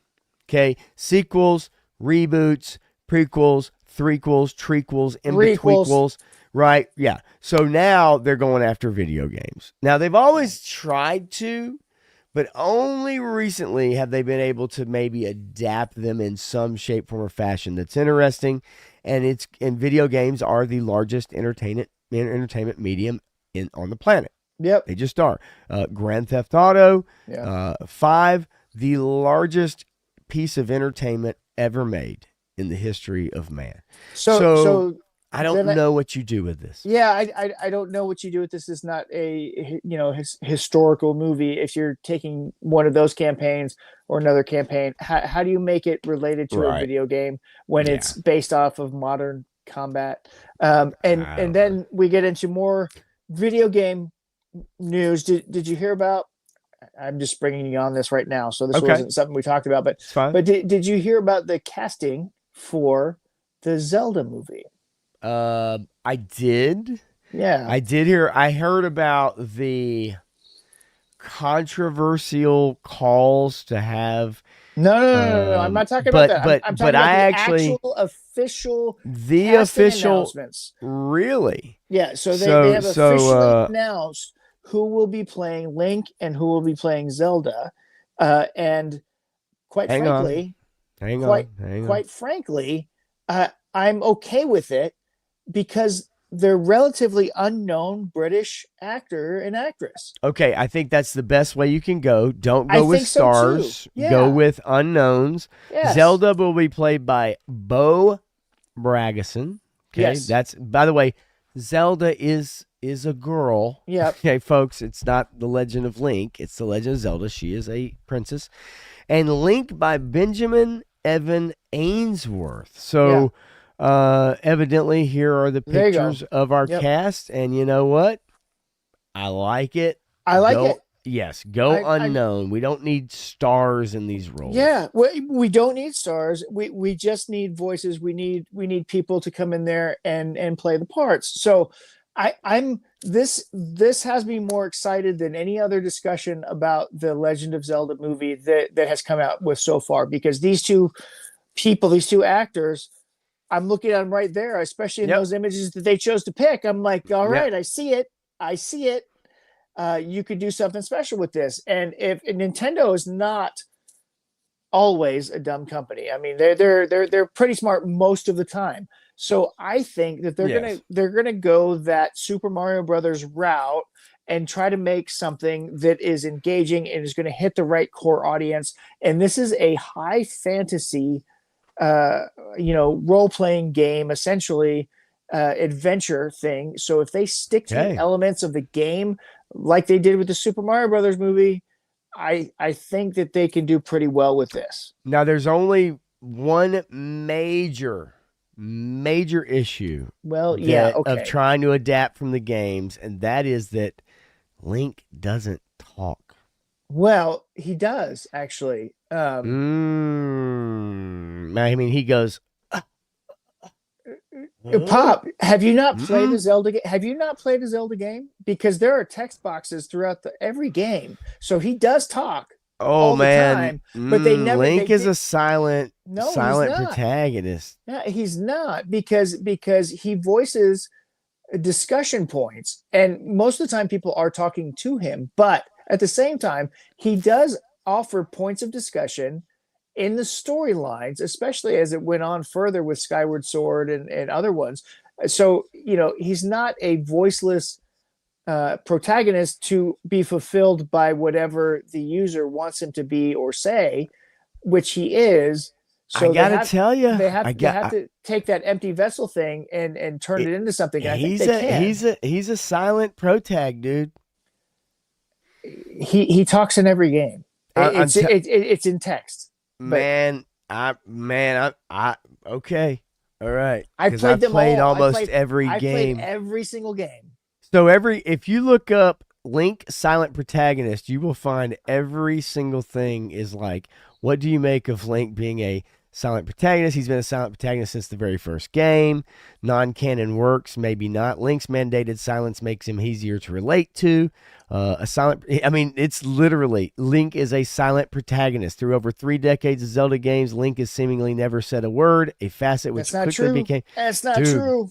Well, non-canon talk. I won't take the L on this one because trust me, I've had this discussion a few times, not on camera, but I'm curious to see what they'll do with it. If he talks, great, but again, most of the times you play the game, it's other characters that are doing the talking, and he just goes, No, he's making decisions and he's having conversations with these people. He's always Okay. there's All right. there's subtext there that anybody who says that he's a non-talking Hey, character listen. is not paying attention to what the hell's going on in the freaking game, because he is Okay. definitely engaged in the All process. right. So Well, we'll revisit this. We'll revisit this then, because he talks in the cartoon. Cartoon's non-canon. All those text boxes are him talking. Actually, no, they're not. It's ... and no, there are responses, and he is engaged in those conversations. And Okay. I mean, All right. and you're also engaged with your actions, because you taking action is you participating in the conversation, and that's all he does. But that doesn't mean you're talking. It's engaged. You might be participating, but you're not talking. It's engaged in the conversation. I'm telling you, Matthew, I won't back down on this one. He is a silent protag in almost every game. He does not talk. I don't know how you get around that in a movie. I'll be curious to see what they do with it. It's simple, because he has a voice and his actions speak, and so does he with everything that he does. So yeah, that's it. All right. Well, again, in a movie, it's there's ways to do it, and we'll see how they do it. But I gotta 3-star. No, because Link is left-handed. In all of the proper games, Link is left-handed. So does he carry it on the correct side? I mean, it's on his back. But right. Even still, he carries it over here in the proper games, because Link was always left-handed. Right. There are a couple games there's a couple games where he is right-handed, but those games I don't count, because he was always left-handed from the beginning. And Dreadnought says it was definitely canon. Actually, no, the cartoons and other stuff are non-canon. They're considered non-canon. The cartoon was definitely non-canon. I will admit that. Right. Because those were a little strange. But even still, in the Zelda timeline, okay, Link is an active participant, engaging in the conversations. Oh, he's an active participant. He engages speak with Zelda and Link, and Ganon and Ganondorf and everybody else. What about Ganondorf? What about a Ganondorf, baby? A Ganon Sweeney doll. Where's Ronnie Trickshot? That's all I gotta say. Ronnie will show up. All right, look. So very cool though. Hey, look. I mean, I knew that was coming. People were calling for them to cast a trans actor for the role of Zelda. We've heard that recently from an actor or actress whomever that wants to play Mystique. That's a whole thing. Someone that was on RuPaul's Drag Race winner or whatever the fuck is saying that that person wants to put their name in the hat for the role of Mystique, and whatever. Sure, yeah. Marvel now has regained the rights to X-Men. I think it would be a really cool idea to have a trans woman be Mystique. She is my favorite Marvel character of all time, and I relate to her so much, and I think a lot of trans people do. And we do they? How I don't. I mean, fine, being able to morph yourself into whatever. That's able to just blend in. Wait, and it's not about blending in, and it's not about not paying attention. Yeah. So I saw this earlier, and I want to touch on it briefly, because let's start with the voice first, and let's go from there. This person keeps saying she, referring to Mystique as a she, because she was always a woman, because she gave birth to Nightcrawler, amongst other children that she had. She was very feminine in every incarnation, and she only took on the guise of guys when necessary. But she was extremely feminine, and that's why you got Jason Stamos. What's her name? Rebecca Romijn to play the original, and then you got Hunger Games to Jennifer Lawrence to play the sequel version. Yikes! And so you have very beautiful women playing the part of Mystique, and I think that is always the way that it should be, because she was always a beautiful woman and basked in that, even though she was a mutant. And she loved being a mutant. I think the misnomer is like the transformation to be able to transform and play whatever character or do whatever you want. But I think that these spoken quotes have it all wrong, because it's Yes. like, oh, just wants to blend in and doesn't. Well, You that's, don't want to blend I mean, in. You want to I don't stand know out. about yourself, but I think most people, and this is a very unflattering, by the way, pause. But we all know this is not blending in.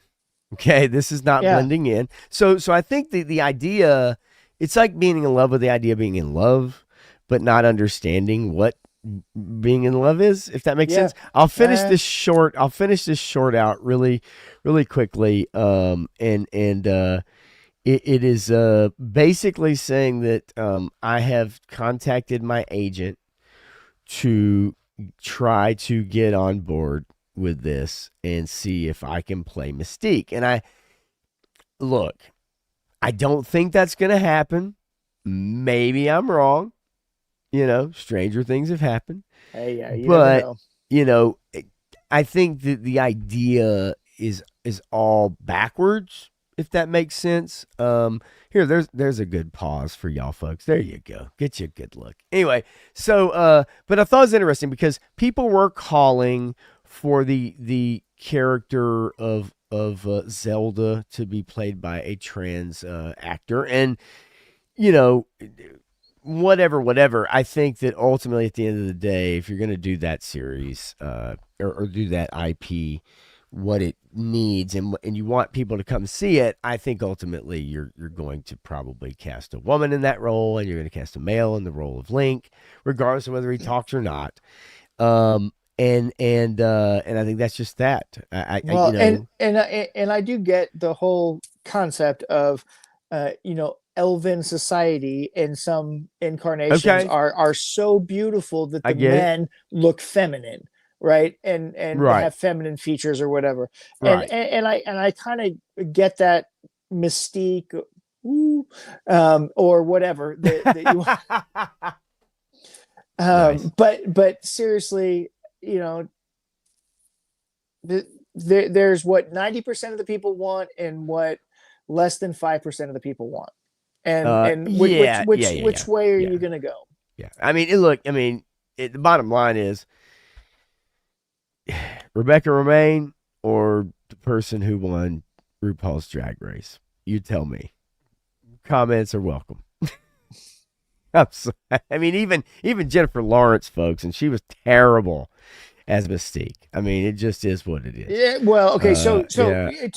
to be fair, whether it was her or not, those scripts were bad. They were bad. Although I did like those movies. I did like a couple of those movies. I truly did. Days of Future Past is one of the best X-Men movies that's ever been made.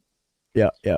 And Todd, you are correct. I think I brought those up. The ones after that, not so much. Stew for lunch, as in stew, IOUX. I love it, man. Salutations, Papa. And Viper Scout. Okay, well, not you, Matthew. Right. We'll leave you out of it. You dodged a bullet.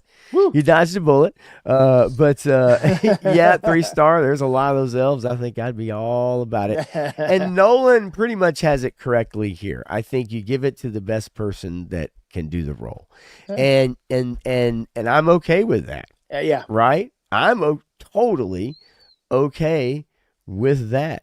Yep. Give it to the best person. And if that person, no matter what they are, if they're the best person for the job. However, I am also not a fan of swapping out races and genders and things of that nature for the sake of doing it disingenuously.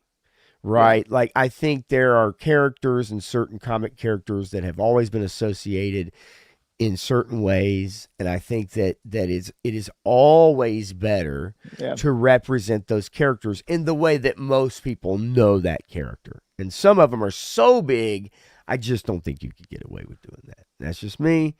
Whatever. Doesn't really matter what I think, though, ultimately, because hey, we might see a new Mystique, folks. Get ready. So real quickly, let's see here. kind of want to knock out some of this. I'm gonna leave the FCC story alone. I just want to let you guys know that it is possible what happened to radio back in the 90s Oof. could possibly happen to television Yep. by allowing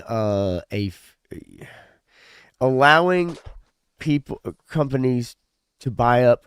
So basically, the FCC has a cap on ownership, and it limits the ability of station owners to reach more than 39% of the country. Now that is possibly up for grabs, which means that Netflix or Amazon could own 50% of the television stations of our country, and that's bad for us. Yep. Because that means that whatever Amazon wanted to promote or Netflix wanted to promote or whatever agenda would be a lot easier to do when you own half of the broadcast stations. Does it? I mean, Disney already owns half of them.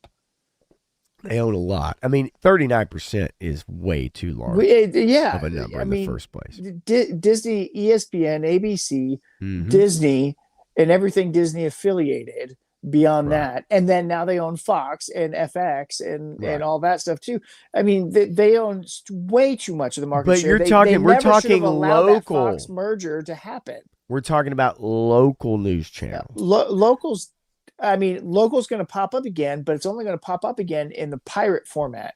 And really, this is more to do with the dissemination of news and what viewpoint that company has. And we've all seen it. I think we've all seen the YouTube video during COVID where, and even the election where they start out with one group of two anchors reading a prepared statement at the beginning of the newscast, and then we've all seen it magnified, and it becomes 50 or 100 on the screen as the YouTube video plays, and they're all reading the same prepared script about you look information. At the news. It's fake news and blah, blah, blah. That was crafted by someone, and every one of those local stations read the same damn script at the same damn time. Well, and you go back even further and you tie it back to the AP because, the AP reports something and then everybody steals that reporting and says it's their own or whatever. And everything's based off of the AP report. And then nobody's actually doing any deep diving or actually investigative journalism anymore. Right. Todd C., public broadcasting has gone to, it was never public broadcasting. It was government broadcasting. It always was government broadcasting. It was the government propaganda channel, always has been, always will be. And now it's defunct because nobody wants to pay for it. So, it did provide some services at a given point in time, but that time has passed. So I look, not going to do a deep dive on it, but however, ultimately, I think it's bad when you only have a couple, 3 entities or whatever that really control all of your media, because at that point you do not get diverse opinions. And if all 3 or 2 of those entities feel the same way about most, whether that's political subjects, right, or whatever it may be, you're only your local news and your local state, you're only going to get one particular. Now, do you remember Turner Broadcasting? Of course. I mean, they got so big, everybody's afraid they were going to take over everything. And what happened to Turner Broadcasting?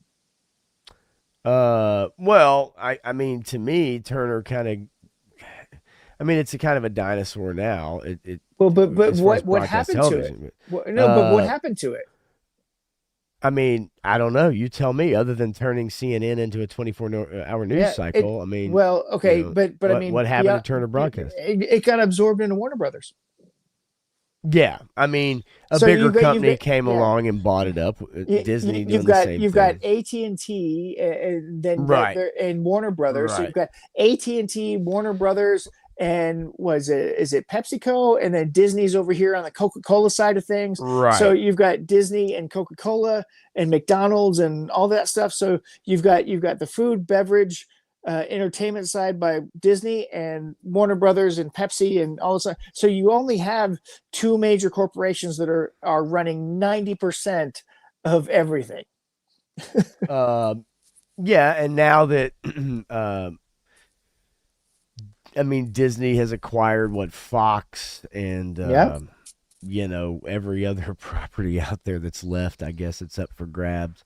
Well, anything that Warner Brothers can't nail down, Disney's trying to purchase. Right. Yeah, it's again, what happened to radio in the 90s, and that's a story for a whole nother day that maybe many of you don't even realize happened, and that you go, well, radio sucks now. Well, there's a reason why, and it has to do with a guy named Clinton. Let's see here. Hey, look, Dreadnought, you're right. There's a whole lot there. Again, this isn't quite the cast for it, but I'm with you. It is something I think a lot of us do understand. I will say this: Warren Buffett is part of a company that has bought up a lot of the houses in the housing market and now has jacked up those prices. And that's part of the reason we're in this pot where we're at right now, where housing has become unattainable for purchasing for younger people. And even older unless you people move from California to Texas, because you can take that California money and buy anything in here in Texas. I'm just saying. Yeah. But yeah, so Warren Buffett, for as many people that love that guy, he also is a part of what's been a very serious issue now with housing being out of reach for many people. Yep. So let's move. I mean, that's a Fannie Mae Freddie Mac thing that goes back even further than that. So right. And Nolan, mainstream media, for the most part, most people have tuned out, right? Most people have tuned out. Clint says, Turner Broadcasting overspent on NWA. I will say, yes, when they decided to end the Inside the NBA and allow that to go to ESPN, it's a shame. Mr. Milquetoast, hell of a name. What's up? By the way, as the current Kraft Heinz breakup shows, it's a natural cycle. Companies are different. They merge, they split up, they merge with others. That is very true. Yep. It is a tale as old as time for sure. And it really ultimately it's just business. But when it comes to information dissemination, that's where I start to kind of perk up a bit. Dreadnought K6, I know. And I know you know that I know. So we'll just leave it at that. Yeah. And I think a lot of people are aware. I think they are, but I think it's very much easier to kind of just live in your, kind of live in your bubble. And at this point, I can understand why a lot of people really just want to live in their bubble, because when you go out there and start digging in, and it can be quite daunting. Yeah, apparently $1 in California is about $20 in Tennessee. G.I. Jetman says, "Look, I live in subsidized housing." Yeah, I mean, it is a common thing. It's a big deal right now. It's probably more for a Sunday night. For sure. I did want to bring up this story courtesy of Variety, and it has to do, you guys, if you've been to the movies, I know you've seen the trailer for the Smashing Machine. So Rock, Dwayne Johnson, is going for Oscar. May very well get it. Definitely going for an Oscar. It's a story about the early days of the UFC. And it's kind of, true story. Got a 15-minute Venice standing ovation after the film was shown. Come on. I find it funny. Guys, we've talked about this bullshit. We have. And what I'd like to do one day, Matthew, and we tried it one day. What I'd like to do one day is I want you and I on a stream to stand up and clap for 15 minutes straight. And the reason I want to try that exercise, all the viewers, because what else? I mean, 15 fucking minutes. How? Why? And what do you do if you're the subject of the 15-minute standing ovation? Like, how do people? I mean, is that even possible? I mean, if we did it for 1 minute, after 1 minute, people be going crazy. Yeah. How in the world? 15 minutes. Nonetheless, evidently, this is an A24 film the 90s fighter with demons, personal demons. It does have Emily Blunt, and she does look fantastic based off the I trailer. I mean, gotta tell you, I holy like her in moly, most roles. Jesus. Yeah, but yeah. there's two big reasons in this film. I'm telling you. I mean, she's yeah. always been that way. So Wowie. Wowie, or should everybody, I say Zooey Mama. everybody talks about Sydney Sweeney, but you always forget Emily Blunt. I'm just Emily saying. Blunt and Emily's Blunts. So anyway, nonetheless, they were crying as the credits rolled. The Rock wept for the entire 15 minutes, which I also don't know how that's possible. I mean, he pulled a Kevin Smith and put drops in his eyes. But it says this was the most emotional premiere since Brendan Fraser collapsed into tears 4 years ago. The Whale? For The Whale. Yeah. That's right. That is right. Now, look, whatever you think about The Rock, personally, I don't have an opinion on him either way. He's done some fun stuff. He's done some kind of not so good stuff movie-wise. He seems like a pretty passionate dude.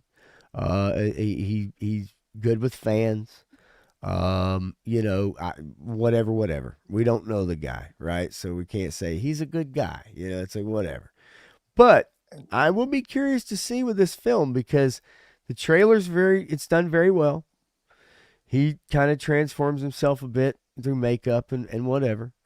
And we've seen actors, we've seen, people that come from one side of the industry and they end up on the opposite side and they become a serious actor or they do something that's totally different than what they started out as. Yeah. And this film could be, it could be really good and it could be Oscar worthy. I mean, the trailer looks good. It's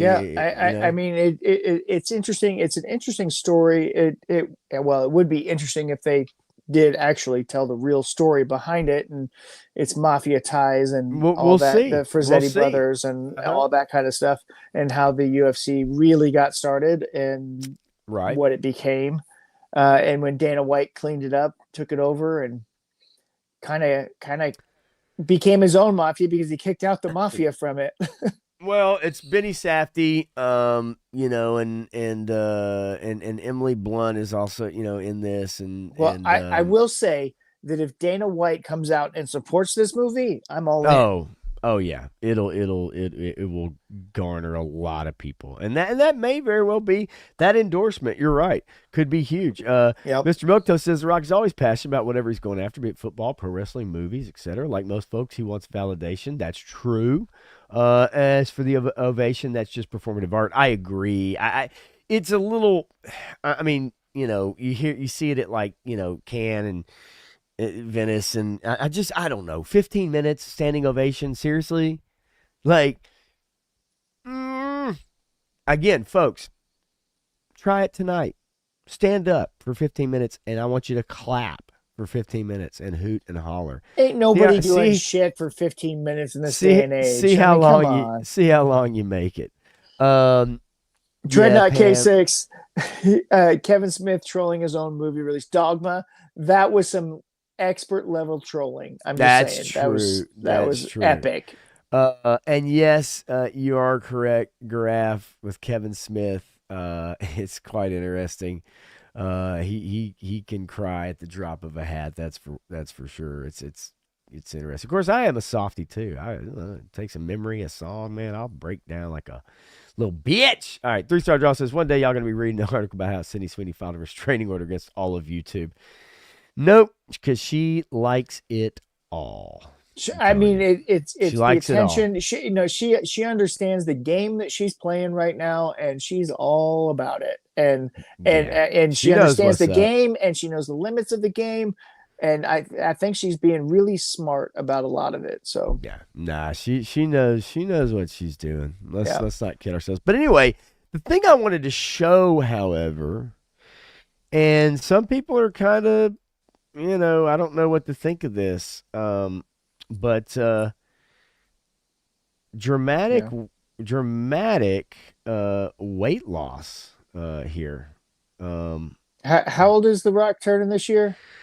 What is he? 53? Is he a little older than me? Somewhere in there. I think it's When did Arnold yes. Schwarzenegger take the massive weight loss? I mean, this is dramatic. If you look, no, I I mean, know, but just go remember up when Arnold here did it? and then I do remember. And how old was he? Oh gosh, It was probably about the same same age. ballpark. Yeah, It was about the same age. could be health related, could be for a role. I do know that this picture has been making the rounds. And this was just a couple days ago, 3 or 4 days ago. I'm just gonna say, at some point, these guys realize They can't be that that big you forever. can't maintain this and be Right. healthy. God And so damn it. you have to drop this weight, and it has to go. And with everything The Rock Right. is, he's Yeah. paying attention to his health. And I mean, with all of his roles that he's playing in the world right now, corporately and otherwise, he's paying attention to his health. And what he's going to realize is that, okay, this is the time that I need to slim down. Otherwise, it's going to kill me. It's going to give me a freaking heart attack if I try to maintain this. With that being said, though, that alters the type of roles that he's going to be doing. Well, why do you think that he's doing this Oscar run? Do you think this is his last role as like a big, muscular actor? Not necessarily, but most likely. I mean, he's he's going to be making that transition if he wants to continue acting. Right. I mean, he's got a controlling Sure. interest in WWE, right? Right. So he's going to probably want to milk that and become, the Vince McMahon or whatever. He's going to try and be what he needs to be to continue to make money. But there is a point where you also think about retirement, and that comes somewhere in your mid 50s for a lot of people. So here he is. I get it. I don't think he's. I mean, I don't think he's gonna wrestle or anymore. I really don't. I think he's pretty much done. And based off of the way things went in his last venture into wrestling, a lot of people were not happy. I think he's kind of done with it. That's just my opinion. Yeah. Stu, for lunch. Have a good night. Thank you so much for stopping by and hanging out. Really. And have a good night. Get some good sleep, man. And yeah, man, I really appreciate it. G.I. Jetman, Matthew McConaughey lost the weight for a movie. I agree. Well, a lot of actors lose weight for movies, but yes, I think this looks more like a health decision. That's kind of the way that's kind of how I look at it too. It's just that's been making the rounds, and people are kind of concerned, and maybe, hey, maybe we don't know, and maybe something will come out, maybe not. Maybe it's just, hey, I'm getting ready for another role. I mean, these actors, they definitely use steroids, or they definitely go on weight loss, crash diet plans to, get roles or do roles and stuff. So, I mean, who knows? We don't right. Dreadnought brings up another point there. Dave Bautista. How old is Dave Bautista? Right. He can't continue to play these roles forever. Right. And he's trying to focus on acting. So I want to quickly go through a little bit of what happened at D23. D23 is a Disney kind of convention thing. It's kind of like Star Wars Day or weekend or whatever. It's an expo. And they kind of go through what's coming up on the slate. And I just kind of wanted to quickly run down this list and see if anybody really is excited about any of it. Toy Story 5 gets new characters and new plot details. They do have Tim Allen back. They have Tom Hanks back. They have Joan, what's her name? Cusack. Joan Cusack is back. And then they have it says the whole gang is facing off against the Pixar version of an iPad. Bonnie's antagonistic lily pad tablet. I don't know how that's going to go. It's toys versus tech. Hold on. Do you know what a lily pad is? I mean, I know what a lily pad is. No. The technology device. It's actually something that exists.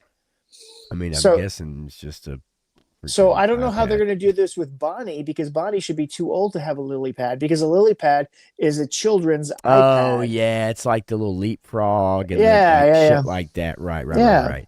Yeah, I don't know. Maybe this is going to take place soon thereafter. I really don't know. I mean, it's I'm glad they brought Tim Allen back, even though they try to distance themselves from him for whatever reason.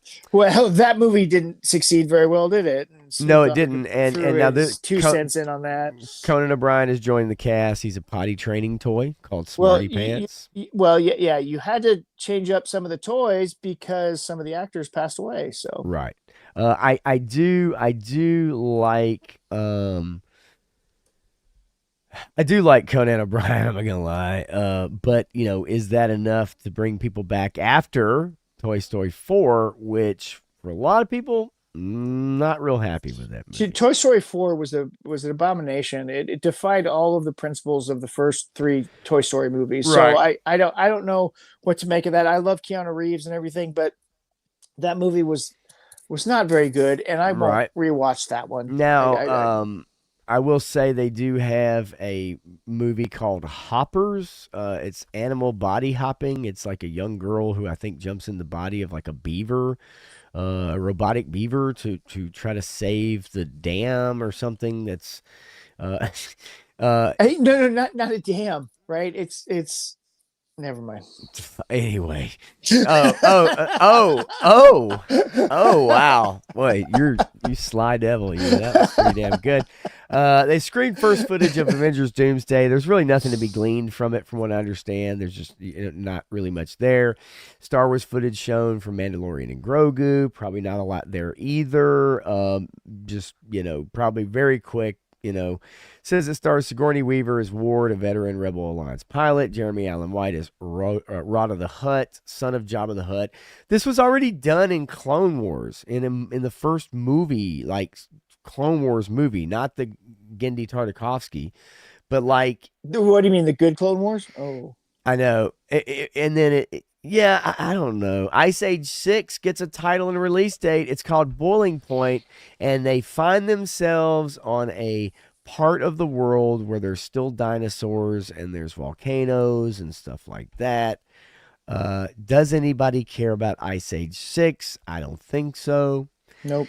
There's a new film called Hexed. Oddball teenager and his mother. The pair discovers the teenager's weirdness is actually hidden magic. Look. This movie, in its title and description alone, Yeah. is going to be a major turnoff to a lot of people. Yes. They're going to avoid that movie like the plague because of its connotations, if nothing else. This is a poorly timed, poorly named, Yes. and poorly described movie in every aspect. And it's been in the works for a few years, and they just have to kind of get it out. Honestly, this is one of those that I think they should shelve and do a whole tax write-off on it, and just say, look, we're not going to do this. And all this money we spent on it needs to be written off, and they can get their money back. Diary of a Wimpy Kid, The Last Straw. Okay, look, folks, the actors, way too old. If they recast, fine, but the premise is old. It's not, it ain't going to do good. Like Zootopia 2. For those of you interested it's in been Zootopia too long 2, since the first Zootopia movie. I make agree. A sequel to this doesn't make much sense. I just don't know what else you do with this. Well, right? I know exactly what you do with it, and it's not what anybody wants to see. Yeah. And again, if we look through it, really, these are all kind of sequels and everything. But didn't Disney recently say they wanted to do original IP to gain back the male audience? They spent $8.5 billion to bring in the male audience, and they threw all that away. So how are they going to do anything different? Yeah, I don't know. All right, look, very quickly. And we touched on it earlier. Jaws 50th anniversary still holds up. The film still holds up. It's fun in 4DX. It's fun on a 2D screen at home. Yeah. I mean, there's such amazing acting on that because some of it wasn't really acting. I mean, that whole drunken scene in the boat, with Richard Dreyfuss and the boat captain was Quinn? amazing. Quinn was amazing because it was pretty real because of the conflicts that they were having on set with each other. Yeah, And the fact that yeah. Quinn was drunk the entire time Well, he while making was that movie. Now that particular scene about the Indianapolis, he Yeah. actually He ad-libbed. originally was he was too drunk, Yeah. and when he went to film the scene, he could not do it. So he had to tell Spielberg, like, I won't drink. I want to do the scene. So the actual scene he is not drunk in that scene. Yeah, He is but drunk in a lot of the movie, but that monologue he does about the USS Indianapolis, he was sober for that scene. well, it But was if you- also kind of an ad lib, because he related some real stuff. And just look at his eyes during Yeah. it, right? Yeah. Like they're, Oh, yeah. they're wet. There's so many like one-liners as 3-star series. Here's to swimming with bow-legged women. I mean, there's so many one-liners. It's such a great movie, and just pacing and how it builds up and the composition shots. Like I found the composition shots on the boat where like the way it's framed, but like all three characters are in picture on the boat, but they're in different parts of the boat, right? Whether it's up top, on the side, at the bow, or They at the did a stern. lot of It's split really focus. great. Like No, it's really great. Yeah, they did a lot of split focus in this Right. in this movie, and they created one of the most cinematic, dramatic camera effects that has ever been put on film in this movie. Well, the zoom in on The zoom him. pan, Oh, or the God. zoom wide when he's angle. sitting in the chair, Yeah, and that- all of a sudden it's yes. like, and it's got, Yeah. oh my So God, you're zooming amazing. in, at the same time you're making everything wider screen, and that was first done in this Jaws movie and has been replicated in so many movies after that Oh, because it was absolutely. just one of the most amazing things that had ever been done with a camera. But There's so many amazing things with this movie. And through the obvious like lack of the mechanical shark working, it created the first person view, which actually made the movie much better than using the mechanical shark and showing it often. You really don't even really see it until they're out on the orca in the ocean, Yeah. when you get the real big kind of where it comes up and it's like, we're gonna need a bigger boat. Yeah. And so it really holds up. It was so much fun seeing it, and they remastered it 4K. It's in 3D.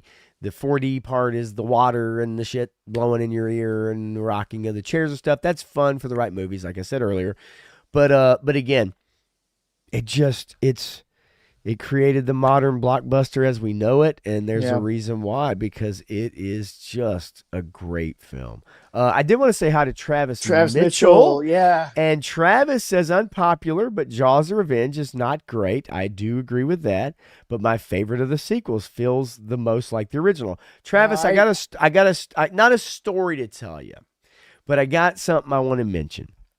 When that came out on VHS, and I remember going to the VHS store with my dad over the weekend when I was at his house. And I remember picking up the back of the box. I didn't see it in theaters at the time, Jaws 4.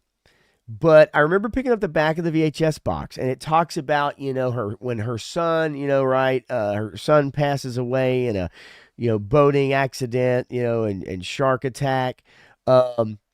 It talks about, Ellen Brody, and it says, Ellen Brody, and it says, I swear to you, grief-stricken, comma, she travels to the Bahamas. And that back-to-back for my entire life always killed me. And even as a kid, when I remember picking up the VHS and reading the back of the summary of the movie, those two things just don't really work together. Grief-stricken, she travels to the Bahamas. I mean, how else do you get away from grief but run to the Bahamas? I mean, It come was, on. and I've always remembered that on the back of the box since I was however old I was when the movie came out. Now, That's awesome. it's not a good movie. It's not. But I could see for some people where they feel like it's maybe, closer to the third movie I did see in movie theaters in 3D. It was not good. The second movie has its moments. Obviously, it brings back, most of the cast or a bit of the cast, not everybody. Roy Scheider, obviously. But yeah, I'll never forget that about Jaws for the Revenge. But hey, I played the crap out of that Nintendo game, that's for sure. Milk Toast says Jaws led to the modern day blockbuster. Absolutely, Yeah. it I did. mean, it was the first blockbuster, literally the first blockbuster. Farewell to you, Spanish lady. Farewell to you, ladies of Spain. Yeah, great stuff. And if you So get a good. chance to go see it in 4DX, yeah, the Christmas carolers singing. Yes, yeah, Travis, you're right. Golly, so holy shit. Yeah, man, that's good. So go see it in 4DX if you can. It's an expensive ticket. It's Yeah. cheaper. It's cheaper if you do it for a matinee. But it's fun. It's fun to experience it that way. I enjoyed it, and I'd recommend it. My son enjoyed it. 17 years old, watching a 50-year-old movie. That for me is a win. Okay, And go ahead, man. I was going to say, we started our Universal movie watch last night because it's September. We're going to start getting through the spooky movies now. So we Right. started with Bride of Frankenstein. That's the one my wife wanted to watch. Wow. And so we're going back to those old original Universal 1930s movies yeah. and going through them because that was the first connected universe, and it has one of the best stories for Talbot, the werewolf, in his five movie arc that he had, ancillary to the other ones that went on. But Okay. most of those are so good. Even today, you can watch them and they are engaging, and there are moments in there that you can find. Everything in the future is based off of a lot of things that happened in those movies. But yeah, I mean, we've started off our spooky movie watch-a-thon. We haven't gotten around to watching Pitch Black in a while. I need to go back and watch Pitch Black. I love that movie. Yeah, So that's a good one. and my That's a wife has good been one. asking about it, and I also watched Aliens because I've been going through that documentary series, so that's been a lot of fun. Yeah, no doubt. Yeah, it's that time for me to get into the spooky movies, so I'm gonna be watching more Right. of those for sure. Okay. So I want to bring this up. This is kind of the final topic. Just want to jump into it really quickly, and I will kind of highlight these comments from you guys, such as Hooper really did drop the ball in that movie. Yeah, when he drops the spear, right? You know what I mean?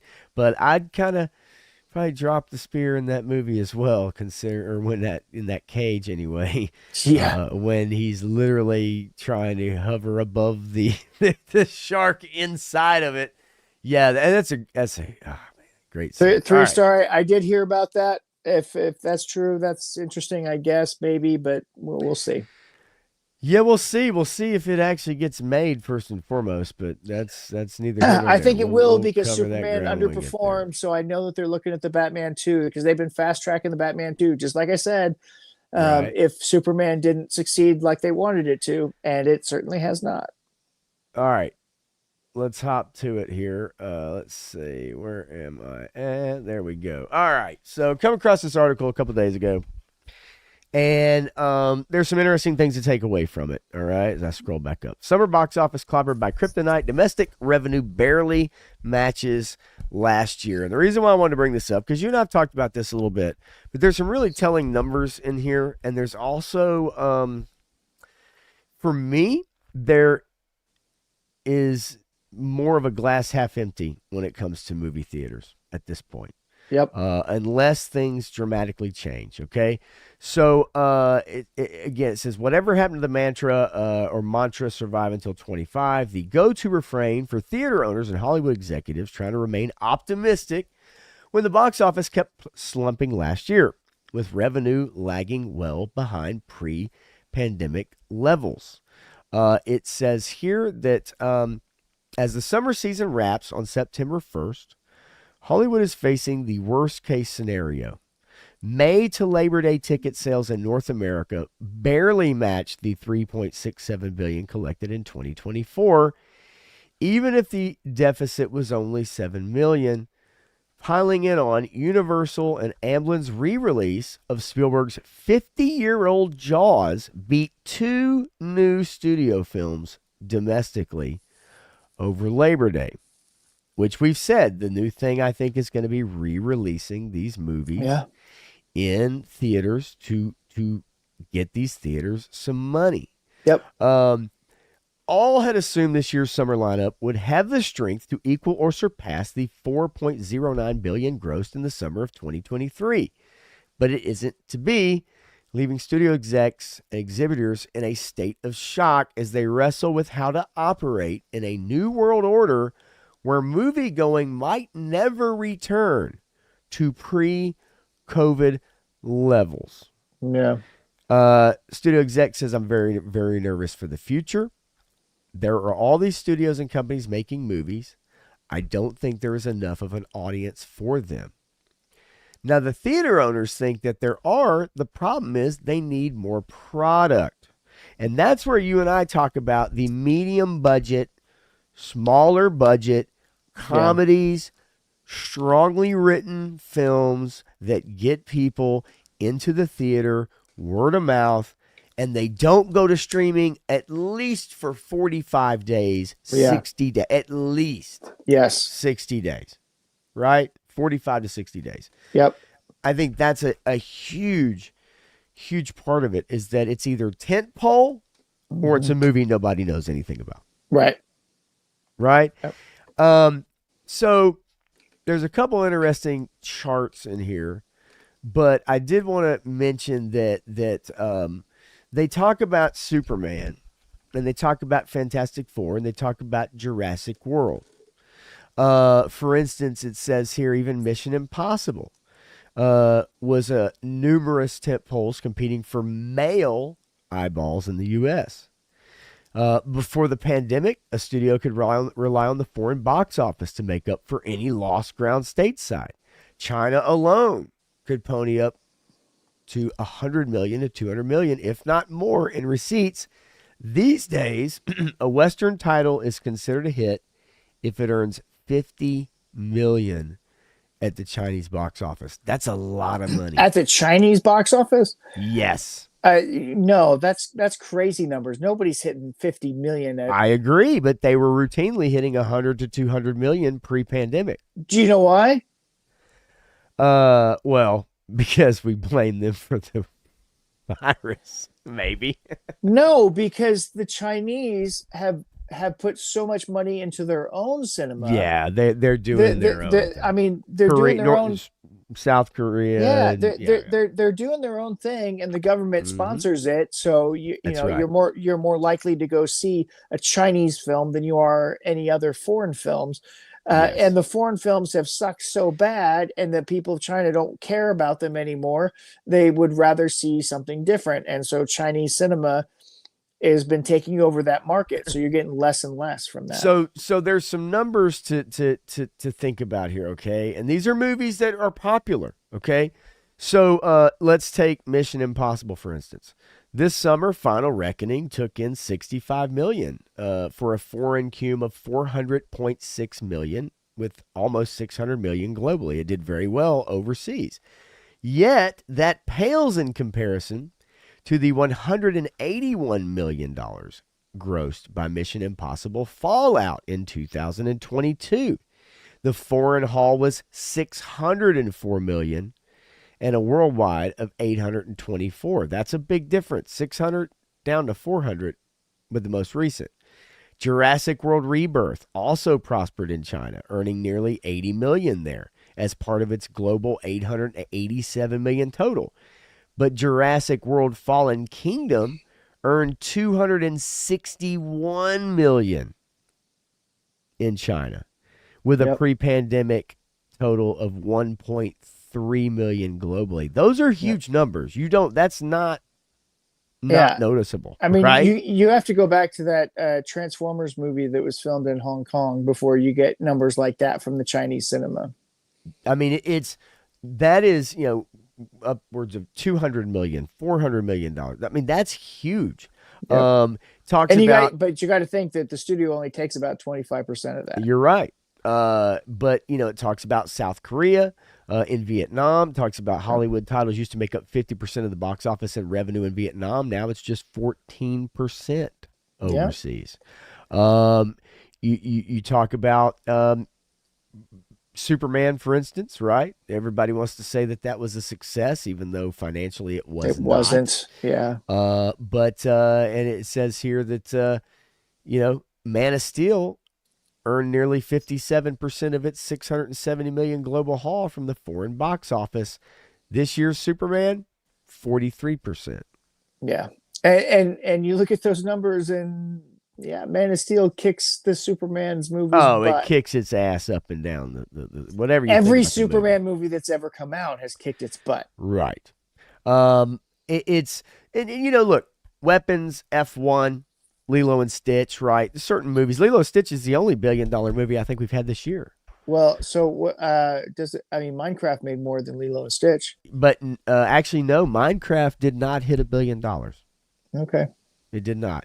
And actually, domestically, idea, it did better than Lilo and Stitch. Domestically, but if we look, Lilo and Stitch, okay, off of this chart, just looking at kind of overall, global gross $1.32 billion. Jurassic World Rebirth $847 million. If you look at How to Train Your Dragon, 628 global gross. Foreign gross, though, if we're just going by foreign gross, I mean it's kind of all over here. But dude, while some of these numbers on the surface look good, but when you look at the budget of some of these films, right? Jurassic World Rebirth 180 to 225 made 847. That's great. But if you look at Superman, $225 million, $606 million, and it was more than $225 million in budget, right? Yeah. Look at Mission Impossible: Final Reckoning, $300 to $400 million budget, and only brought in $600 million. That's a failure. Fantastic Four, $200 million plus budget, more like $300. Right. Not even $500 million globally. I mean, it's and so what we've seen, and I know there's a couple comments in here that make sense, and Mr. Milquetoast being one of those people.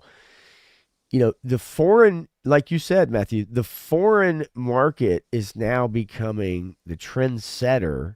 They're becoming producers, not consumers, right? And Mr. Milquetoast says that as well. And so for the future of Hollywood movies being able to rely on that foreign money to really boost it, you can't anymore.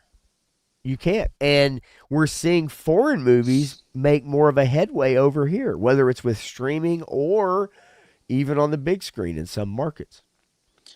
G.I. Jetman, no, not Superman 3 and 4. We're talking about Superman movies. So Superman Returns, Man of Steel. So we're talking about those. Yeah. Just those two. Yeah. 3. Well, yeah, I mean, and I'm just speaking merely really Man of Steel and Superman 2025. That's kind of our, real where you want to kind of. But if you adjust for inflation, Superman Returns and Man of Steel made way, especially Superman, the first movie, right, if you adjust it for inflation, is like $1.4 billion, right? So you adjust for inflation and it kicks the shit out of this new Superman movie. All of them do. Yes, absolutely. It's, I mean, moving forward though, I mean, if you're a theater, company, what do you do? Do you either go the route of charging more and a more exclusive experience, or do you start putting in 40-year-old movies to get a couple $1 million a weekend here or there? What's the solution, I guess? I mean, where where do they go? I know we know budgets have to come down. It just Yeah. has to. There's too many specialists. You have intimacy coordinators on set. You have all these people that don't need to be there. They need to shed a lot of that fat. Right. But what else? I mean, what else do you think that will get people back into theaters? Or do you think that really it's just not going to happen? No, I mean it can happen. I don't know that they will allow it to happen because filmmaking has always been an art, and people get caught up in their agendas with art sometimes. And right now, Hollywood is caught up with a whole lot of agenda in art, and they want to control it. And Hollywood has become so corporate, they don't know how to make real art anymore. They only know how to create the corporate amalgamation of art. And in doing so, they're losing interest. They're losing the customer base, the consumer base, who love to consume art. And there has to be something different, something innovative, something special to go see a movie in the theater. And with corporate schlock, you can't generate that. Not in enough abundancy to keep people interested every time. So it's going to go to short movies or independent movies or A23s or things you don't have to see in the theater, things that a friend shows you. It's becoming balkanized in so many ways, and that's the way everything is. It's the way music is these days. It's what happens after deconstruction. It's what happens after digitization. When you digitize something, it becomes balkanized because everybody's got the masses, and nobody wants what everybody wants. They want what they're interested in. And in the past, when you didn't have that access, you were limited, then some things would hit the zeitgeist and would be amazing and propagate throughout all of human culture.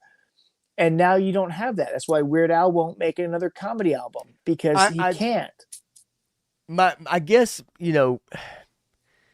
I think my biggest worry about it is the communal experience. Yeah.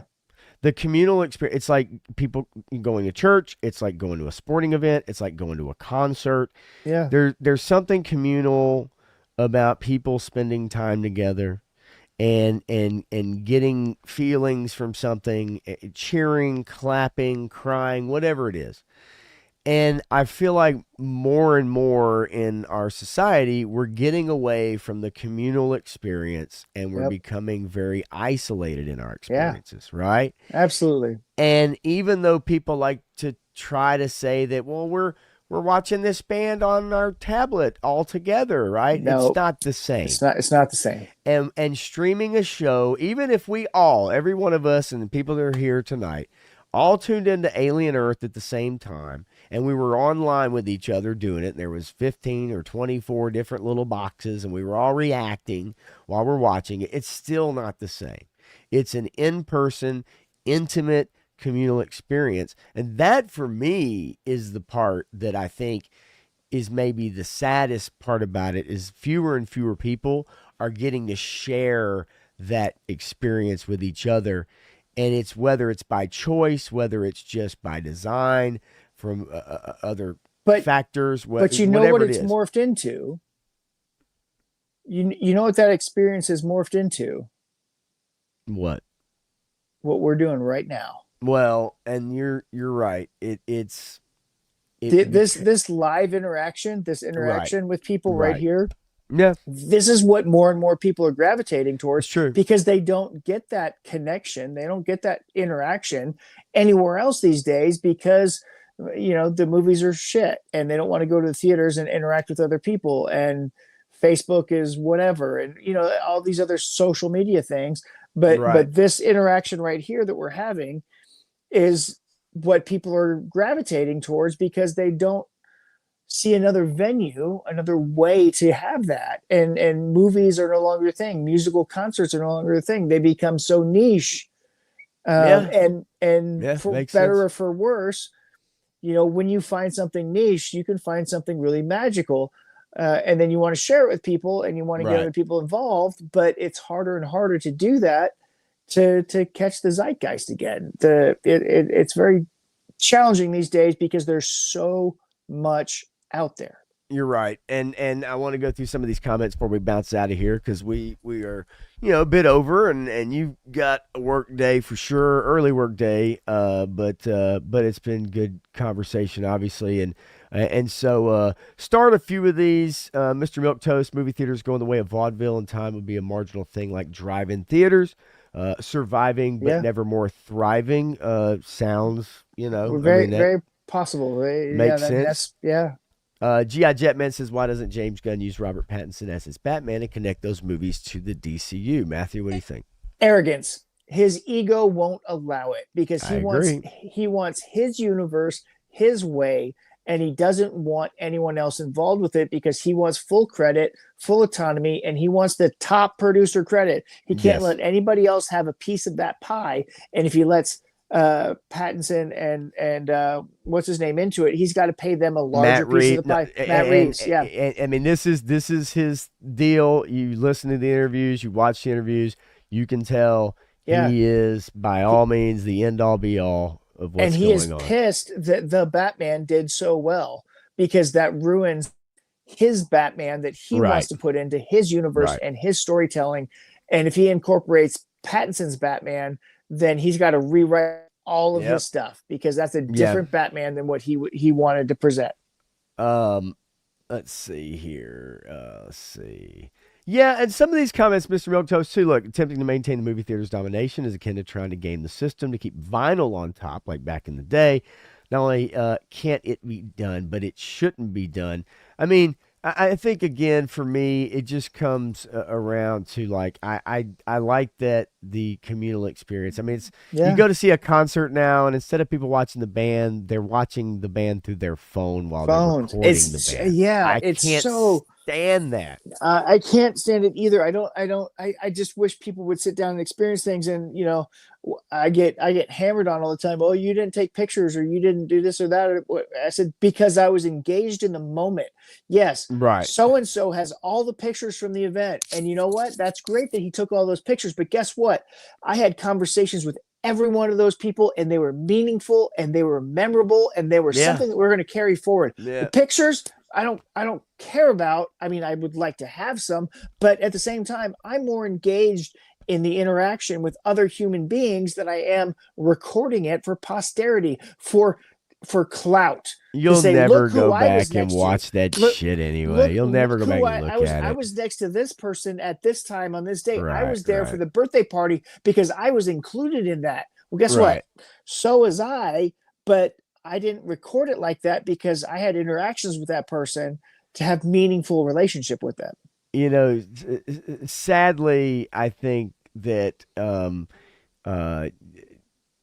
pictures have become less meaningful because you collect them just like you collect songs on your iPad. It's why my wife had to get out of being a professional photographer. She was a professional photographer and she's amazing with her photography. But guess what? She can't do it full time or professionally anymore in that regard because nobody gives a shit about photographs. Well, anymore. and there's one more comment I'll hit. 3 stars going to bed. I'll see you tomorrow night on Seven's Wild. 3-star for sure. I know Ambient's got you going, probably crashing hard. And this final comment I'll highlight, at least as far as commenting on it, is before we roll out. A picture is worth 1,000 words.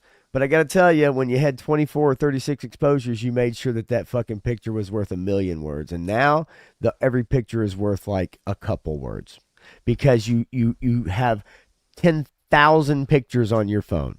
You have 37 pictures of your meal. Even though they all look the fucking same, you had to take 25 of them for some weird fucking reason. That shit is strange. It makes photos now worthless because people gather 10 to 20,000 photos on their phone and they never go back and look at them. Never. Nobody prints them out. Nobody puts them on the wall. Nobody puts them in an album for your kids to look through or for family members to look through when they come over or your friends to look through. No. It's a shame, but it's just the truth.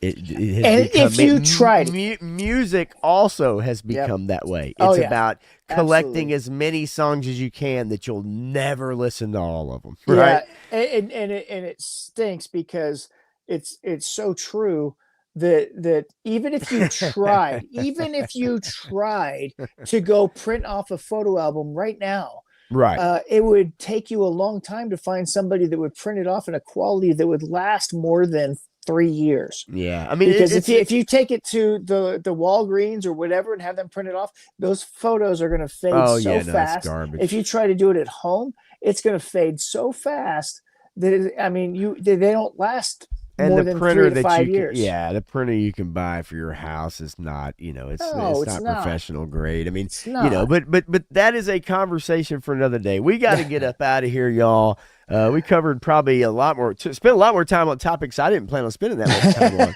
on. To be quite honest with you, we took a deep dive on a couple things, but look, Matthew, I know you got some photos coming out. Of course, you guys need to go to Mamu's action figure blog on Instagram to check out his photographs. You guys all know that. And for anybody new joining us, definitely go to that right there at Instagram.com for sure. And then check out his stuff. and then check out the conversation that I have There you with go. Legend Series right. on Friday. Yes. I put that in the chat there too. It is 6 p.m. Eastern, 5 p.m. Central, and we get to talking figures. He's got his list of questions, and I go off on some tangents and kind of run over some stuff. But we had a great time talking about all kinds of stuff, and you'll get kind of a sneak peek into the way I do things. So Yeah, man. Have fun with that, and then check out my Instagram, and you'll get to see all the cool photos that I'm taking of, the Rattler and Crystal Ball and some other good fantasy stuff. level stuff. Yeah, a really lot good of fantasy stuff that I've been getting into with Savage Crucible and stuff like that. So Yeah, man. appreciate it. Yeah, I can't wait actually for Friday. I can't wait to watch that. I really can't. I think it's gonna be good. And look, I'll be on 3-Star Draws channel tomorrow. We are doing Sevens Wild. I'll drop a link, but I know most of y'all know where to find that, and most of y'all actually will be there. But I turned 50 on Thursday. And so we're gonna be kind of just reminiscing tomorrow, going over some good times as kids from back in the day. Gonna have some pictures to share and everything. So that should be pretty fun, man. And we'll talk G.I. Joe. It's mostly G.I. Joe, but we'll go through some stuff, birthday cakes, and just reminisce and everything. So anybody that could come over tomorrow, that's at 9 Eastern, 8 Central on 3-Star Draws channel. Sevens Wild, that's our every other Wednesday stream. This is the good old days. And actually, real quick, I'll just share the thumbnail, which I dig. There we go. And there we have it. Yeah, it'd be a fun stream tomorrow night. So, and then I'll be back on Sunday with another Unfiltered with some more popular or unpopular topics. So, thanks you guys for joining us tonight. Really appreciate it. Love every one of you guys and gals if you're out there lurking. It makes up 0.7% of my audience. And but until next Tuesday, we'll be back with another evening blend and hopefully have some more topics for you, man. Y'all have a fantastic night, and we will see you soon.